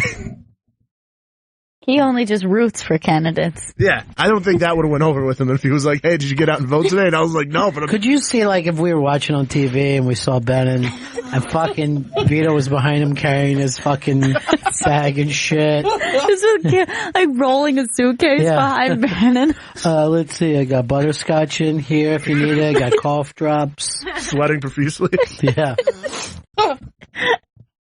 The entire thing would just be wiping sweat off myself in the background. But, like, you get what I'm saying. Like, Priebus you would never hang out with. Bannon would be like, I'm going over crazy Bannons. Yeah. Bannon gets down. Yeah. I mean, he's a wild man, but we still have fun. Chris Christie, the fan is letting on that Christie might replace Francesca there. Yeah. That's been the rumor for a little while now. No, I think he's too young to give up and start doing sports radio. Didn't he just get appointed by Trump to do something? No, we wouldn't be having this conversation. He went down and had lunch with him. He was forced to eat meatloaf. They said, Trump said to everybody at the lunch, hey, Christie can eat an entire meatloaf by himself. Any fucking takers? Is there anything worse than thinking of him sitting there and going, I don't want the meatloaf. There's all kinds of other food. You guys ever seen the meatloaf? You guys ever seen a movie called The Contender? I don't think so. So Jeff Bridges is the president of the United States, and something happens to his vice president, dies or something, and he is going to announce the first woman vice president, right? And then she has a sexual past that comes up. And Bridges is the president, and he's just obsessed with trying to stump the kitchen to see if he could order something that they don't have. And they always have whatever he wants. And there's times like they'll be in a meeting. He's like, you got to try one of these cookies. Raisins are the size of grapes. He's just, and this isn't a comedy. It's just a weird little thing that his character has. And it's really funny. So apparently, when you're at the White House, you can get anything you want. And this fucker got stuffed into meatloaf. Now, there's never been a restaurant I went out to and ordered the meatloaf off the top of my head. No, a meatloaf is a home cook. I immediately think a home cooked meal. Look, if you're going to do it, get a fucking cheeseburger. It's the same thing. Right. It's like getting a big fat cheeseburger with none of the good stuff on it. It's cheeseburger logs. No cheese. Yeah. 10 times the amount of meat. This is more meat than I really wanted. And it's just loose meat. No bread, no fries. It's just a big lump of mashed potatoes next to it. Chris is mashed potatoes first before anything else. Love mashed potatoes. Everyone does. Stop acting like that. That's my thing, Ron. Oh, really? That's my thing. Mashed potatoes? Yep. That's you know your why? go-to? Because he doesn't make any home food. Oh, so a meatloaf and mashed potato would be very comforting to you in a restaurant. Because you've never made that at home. No, never, no. And my mom was just a terrible cook. Was the one thing that you wouldn't order out would be a cold cheese sandwich with a dollop of mayo on it? Or he would order that. What would your mom cook? Like, what would she cook, even though you say she's not good at it? She'd cook up that spoon and fucking say you hit it up pure H. Fuck. Chicken cutlets. She'd cook that. Chicken cutlets. That's, that's a strange one out of nowhere. How did she mess that up? She would burn them a lot. You can burn them if you or even get them attention. really dry. Yeah, that was,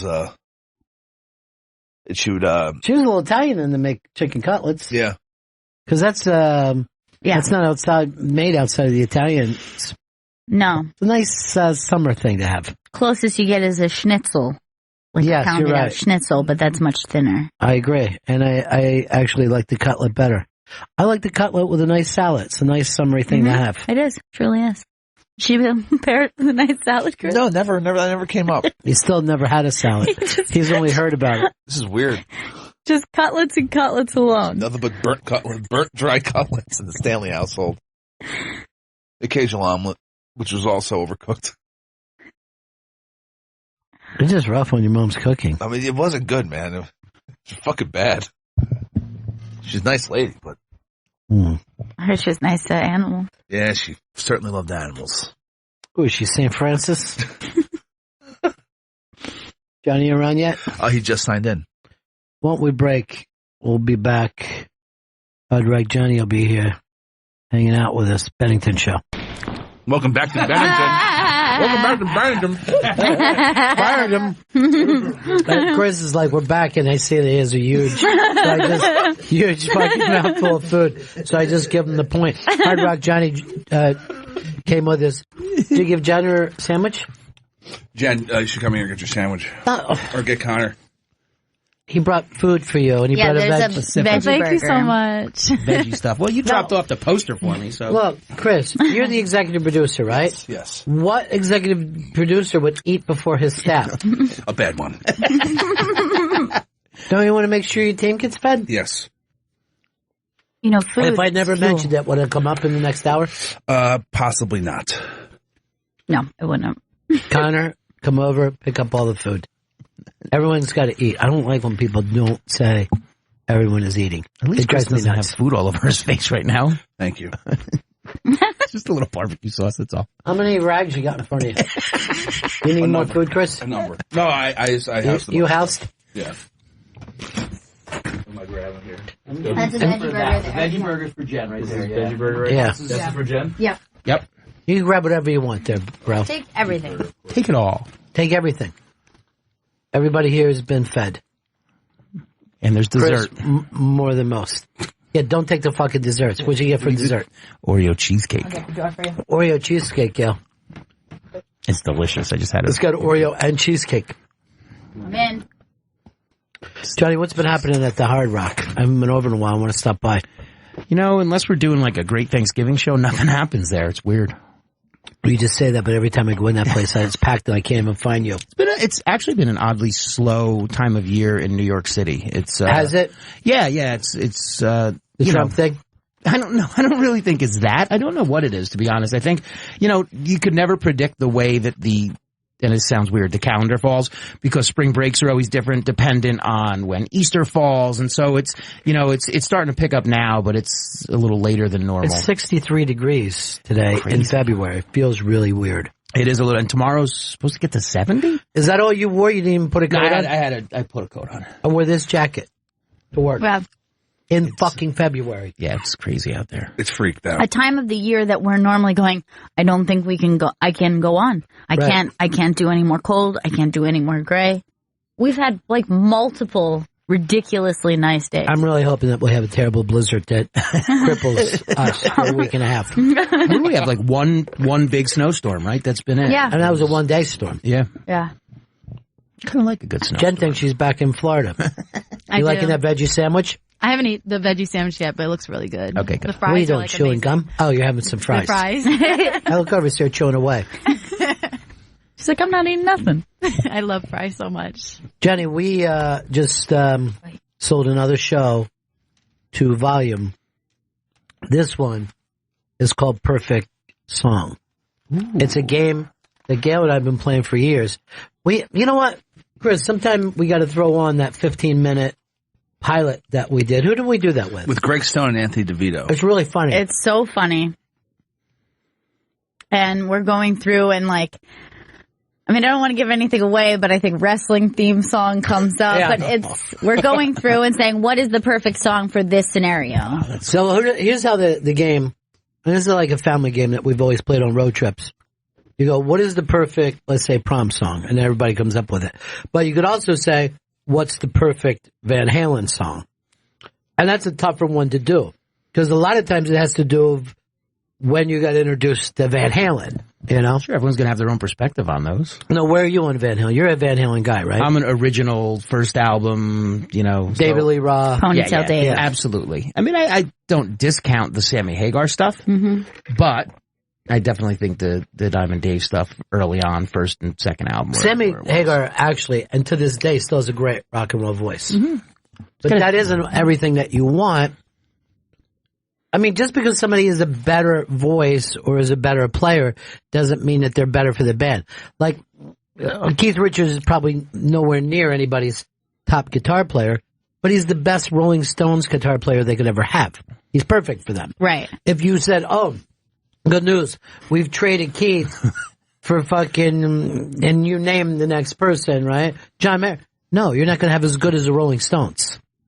So that makes the perfect. You couldn't just replace the singer. You couldn't just replace Joey Ramone and be like, oh, it'll be a better Ramones if we have somebody who's true, beautiful range. Right. You could have everybody in the band. It would be easy enough to come up with better players for everybody in that band. Mm-hmm. It's not the Ramones sound.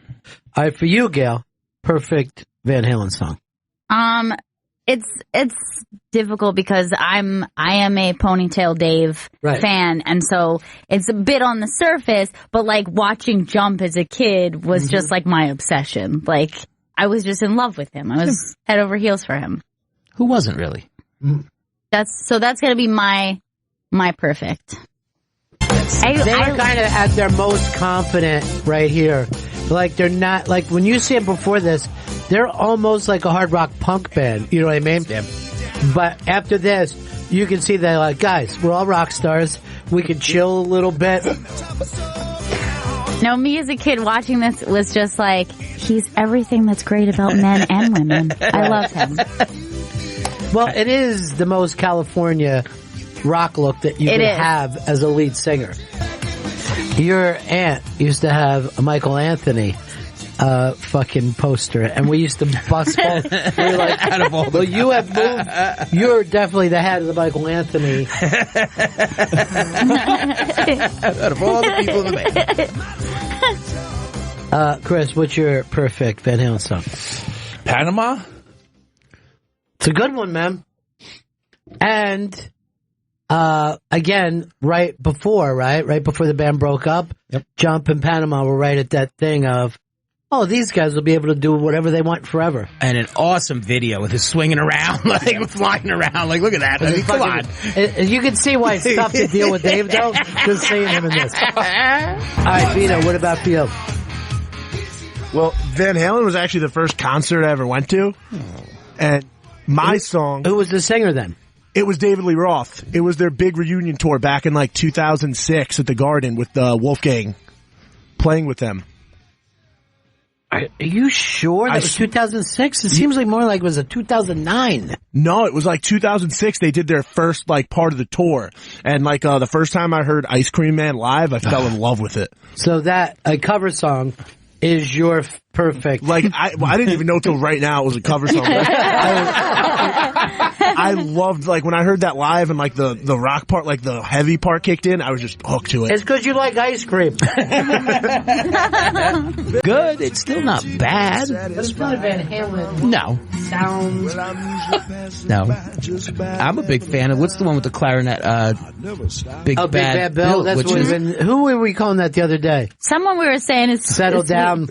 Someone's Sweet William. Now I can't remember who we said it was. It's just, and that's Mr. Van Halen on the clarinet, which is the coolest part. Yes. So here's the thing about Perfect Song. It's not my favorite song. If out of Van Halen, I would have to say Secrets or Little Guitars are my favorite songs. But that's not the perfect Van Halen song. I think the perfect Van Halen song is Running with the Devil, because it just sounds like that big fucking sound. And if you wanted to describe to somebody what Van Halen is, you would play this. That's Van Halen right there. That's 100% Van Halen. Now, Jen, are you even familiar with this band at all? Not at all. Well, I've seen like those rock T-shirts repping them. But so you know them mainly as their rock T-shirts. They're a fashion brand. They're a fashion brand. What's your perfect Van Halen T-shirt? Well, funny enough, like David Lee Roth, a lot of people were mad at him because he would have the T-shirt bootleggers busted, right? Mm-hmm. When nobody was doing that. Like, there was a time that you would only get T-shirts from bootleggers, and then Van Halen is like, we sell our own T-shirts. Dave's in charge of it, and he was like, there's more money in these fucking T-shirts than anything else that we're doing right now. Shit. You know, the way to upsell a T-shirt is way more than an album, because they're getting very little of the album, because really the record company owned it, so they would be getting pennies off the albums, and probably $12 out of a $15 fucking T-shirt. So he was like, we've got our own security team. Everyone was like acting like he was an asshole. But now everybody does that. Everybody controls. Maybe that's why, like, it was like, especially for like rock bands or metal bands, it always just seems like the merch guy is like part of the band. He's just he's just as important. Even when we do shows and the older metal bands will come in and they'll be like, where can we set up our merch table, man? Right. And they always have to have their merch table, and it's always some guy that looks like he should be in the band. Yeah. And maybe has been from time to time. All right, let's do another perfect song here. It could be a band, could be a vet. What would you say is the perfect driving song? Oh, I got it. First of all, great question. And there's a couple things played into this. You want it to be about music, right? And do you want it to be about travel? So I'm just going to this is the first thing off the top of my head. It's a little band out of Europe who laid down a track called Radar Love. Was that yours? That's too? absolutely what I was going to say. That was the first thing that came right to my mind. But I used to have friends that you could fucking change tapes and their driving speeds would change. We used to do that to people all the time. All right, let's go over to Andrew. Andrew, we're looking for best driving song of all time. I think it's Live Wire by Motley Crue. I just drive to that song, and I feel like I got to go faster. Now, let's take a listen to this. Dominic, Minnesota, best driving song of all time. Hey, Ron. Yeah, I would say Tom Petty, Running Down a Dream. That's what came to mind for me. This is a great driving song. That's a good answer. This might be the definitive. This might crush Radar Love. It's possible. Okay, anything was possible. Here's Charlie in Atlanta. Ronnie B. Yeah, buddy. Best driving song all time. What's Little the band? Yeah. Little band by the name of The Doors. Got my eyes on the road, my hands behind the wheel. Roadhouse Blues.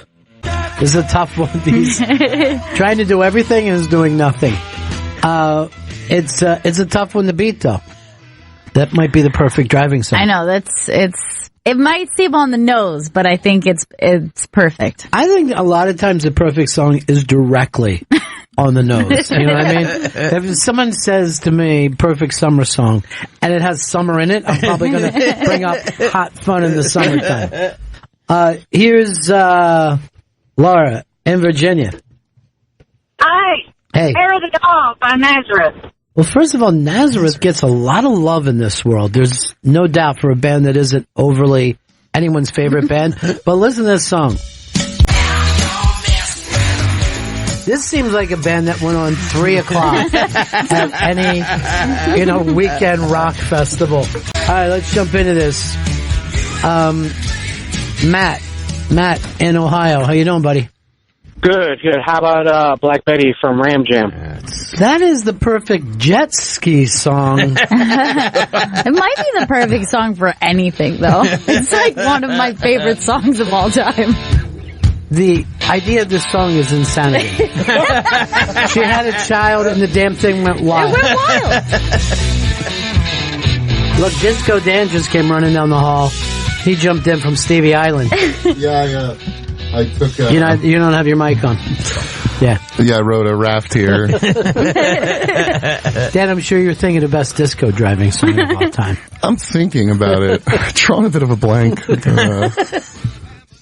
don't know. How's everything? We're just doing this thing that everybody's loving. Chris, perfect song to drive. What's the perfect driving song of all time? Hey, Bennington, how you doing? I missed the days of Fez and Cheapy and all. Yeah. I was thinking initially Deep Purple's Highway Star, but then you had played something and No. Hold on. You just gave the perfect song. Okay. Before you went off. Deep Purple Highway Star? Come on. Rough to beat. As always, we take a while to get to the fucking song. I'm sure I'm the only person here and maybe listening who ever saw this band live. And it was fucking joyous. Nathan, Florida, what's up, buddy? $1 million, Bennington. Yeah. How about that little old band out of Northeast Florida, Leonard Skinner in Sweet Home, Alabama? It's so overplayed, but I will always yell, turn it up in the car. And somebody will attempt to turn it up, and that makes me laugh every time. Let's go to Dougie in Florida. Perfect driving song. Man, Foghat, Slow Ride. That's very funny. One. Yeah. And the end of Dazed and Confused, the last line. That is correct. Now, come on. I'm going to go back to Disco Den on this.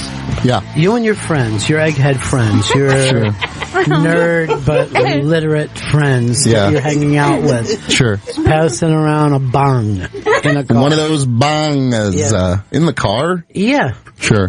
Hey, let's have a little slice of the cheesecake, too. What song are you guys going to be listening to? All right. This is a real long-time favorite. Okay. Arcade Fire, Wake Up. Well, that works almost for any occasion, too, right? Like, there's no occasion that song doesn't work. It's a great driving song, and I have driven listening to this song. I think it's a great song, a perfect song to deliver a baby to. Oh, yeah. I was watching him playing basketball the other day. Oh, yeah? Celebrity game. He was good, right? He's always good. Now, Johnny, you and I went out early on this. Is there another one for you, or you staying with Radar Love? It's a weird one by a Florida band, I believe. Molly Hatchet, Flirtin' with Disaster. I always thought of that as the perfect wedding song. This song was played almost 24 hours a day somewhere in Florida. Yeah, absolutely. Hey, Mike, what do you got for us, buddy? Oh, yeah. For me, man, it's all about one of the biggest forgotten hard rock bands of all time is Thin Lizzy, and the song is called the Cowboy Song. It never gets played. It's First of all, always whoever forgot overshadowed. them? How are they forgotten? Yeah, you don't hear them discussed very much. You always hear Jailbreak and Boys Are Back in Town, but nobody ever goes deep, you know? All right. This is my favorite Thin Lizzy song. They got to be out west. Yeah, this is like Arizona driving. Yeah. Desert driving. Coming back from a murder. Feeling bad about yourself. What did we do last night? Now, we're doing Robert Kelly's show, Creeps with Kids, right? Yes. March 6th, all of us getting together and doing this. Second time we did it, had a great time. This is Robert Kelly's baby, if you will. It is, yeah. His idea. On March 23rd, there is something called Bad Parent. Admit it, you've been a bad parent. We all do things we've questioned later. With fucking Alec Baldwin. What? Yeah. Thief. I saw that on Twitter. I was like, you guys are doing that already. Well, that's Kelly's. Yeah, I mean, I don't take any credit for it. No, sure. But I back him 100%. And if we got to ride against Baldwin, we're going to ride. Okay? Against the Baldwin brothers? Oh, shit. I didn't even think of that. I'll take Billy, I guess. I don't want Daniel, and I don't want Steven, and I definitely don't want Alec. So I'll help you with Billy. I wouldn't even mind taking on one of the daughters.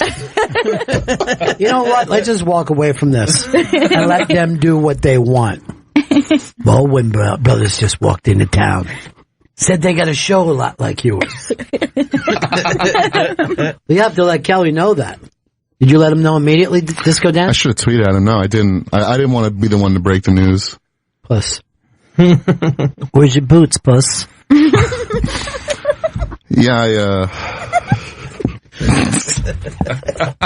Don't waste the cake. Keep it there. Keep the cheesecake. What's Alec going to do? Come up with a show called Kid Killer next?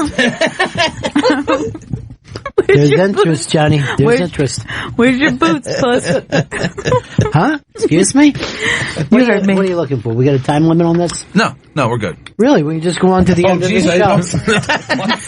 Are you producing today? Yes, the producer just said, "Oh, geez, I didn't know it was the end of the show." Wow, what day is it? By being a real producer, Johnny, when you look over at him, is it fun for you or is it cringy? It's a little bit of both. A little bit of both. Like when I couldn't get eye contact with him? Yeah, it's a weird setup. How much time we got left? I would say we have 3 minutes left. You would say, or is it? There's 3 minutes left, Ron. Don't say. Roughly. When's the spaceship leave? I'd say there's about 10 seconds or so. Give or take. Why don't you count down, brother? When do you guys want to launch? You're very easygoing until it falls apart for you. And then you panic.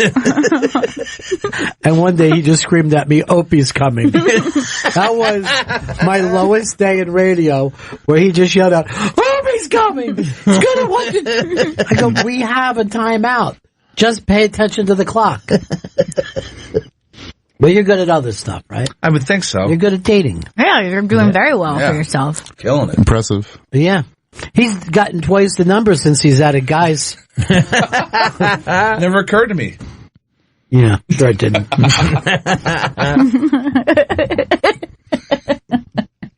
No, there's transgender kids got nowhere to pee at school. Yeah. God damn it. Your wife's a teacher, right, Johnny? Correct. Does she just yell, piss your pants right here? You transgender child. She's a monster. I don't think she's ever done that. By the way, who's her perfect band of all time? What's her favorite band?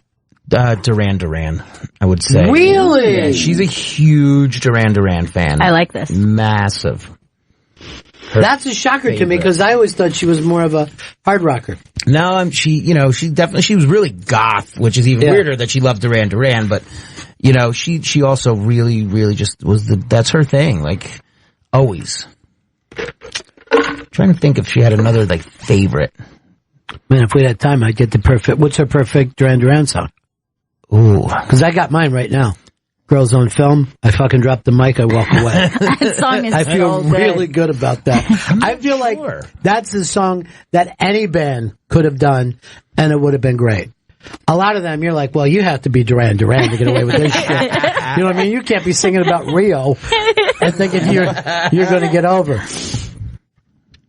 I can give you mine. Yeah. I would say Ordinary World. That came long after the fact, too. That was their, like, reboot hit.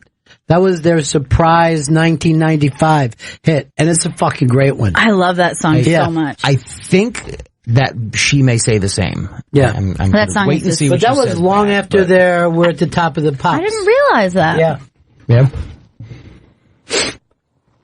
I like that she's a Duran Duran fan. Huge. And then, and I got her to... Are you a tranny or Duranny? Depends on which bathroom you go in. I finally got her to meet them after all her life, and all she could muster to say was, thank you. And she just patted his hand, and that was it. All she said, thank you. I'm like, that's sweet had a as hell. chance to talk as much as you want. And all you could She say, loves the Durannies. thank you. Sweet to them, but not to the trans children. You got in one, schools. Not a big Duran Duran. What is it? She comes in with Save a Prayer as her perfect Wow, Duran shocker. Duran song. And Chris, you hold your tongue on that.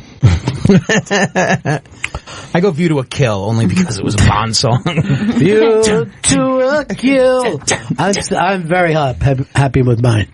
Now, Duran Duran came up here one time. They brought more equipment than anyone I've ever seen. Well, there was only one more fucking band that had that amount of equipment. And it was a bar band owned by the same guy who owns the Knicks, Jimmy Dolan. The amount of equipment that they fucking came in with. Listen, they've played my place 5 or 6 times, and it is not fun for a number of levels. All right, that's it for us. Great to see you, Johnny. Thanks for having me by, kids. It's a pleasure. But you'll have to do Perfect Song with us sometimes. Love that. Maybe bring your wife in and we'll just do Duran Duran songs. I'd love to do a whole Duran Duran. Or maybe we'll just invite her in. Who's the guy who wrote the book Talking to Girls about Duran Duran? Rob Sheffield. Rob Sheffield. You ever read that book? I have not. Perfect present for her. She's gonna love it. He gets a little deeper into Duran Duran than anybody. And I said to him, I liked them when they were called Roxy Music. Mic drop. Fuck you. That's it for us. Support Bobby Kelly. Now this attack from the Baldwin family. After hearing the number of crazy family members, I have dropped out of it. I have things to do that night. But support Robert Kelly. How do people get tickets for that? Go to comedyseller.com for tickets to Creeps with Kids. That's happening March 6th at 8 p.m. in the Village Underground. All right, that's it for us, everybody. Hard Rock Johnny and the Hard Rock in Times Square. You got to make sure you go. He'll take your he'll take a picture with you. He loves it. He loves being a star. And of course, Disco Dan. Dan, you have nothing to plug? Other than my asshole. Oh my God. Look at him walk out. You mic drop. Yeah. You mic drop. We'll see you again in 1974. Ladies and gentlemen, the evening is over. We hope you all enjoyed yourselves, and we'll see you all again in 1974. Good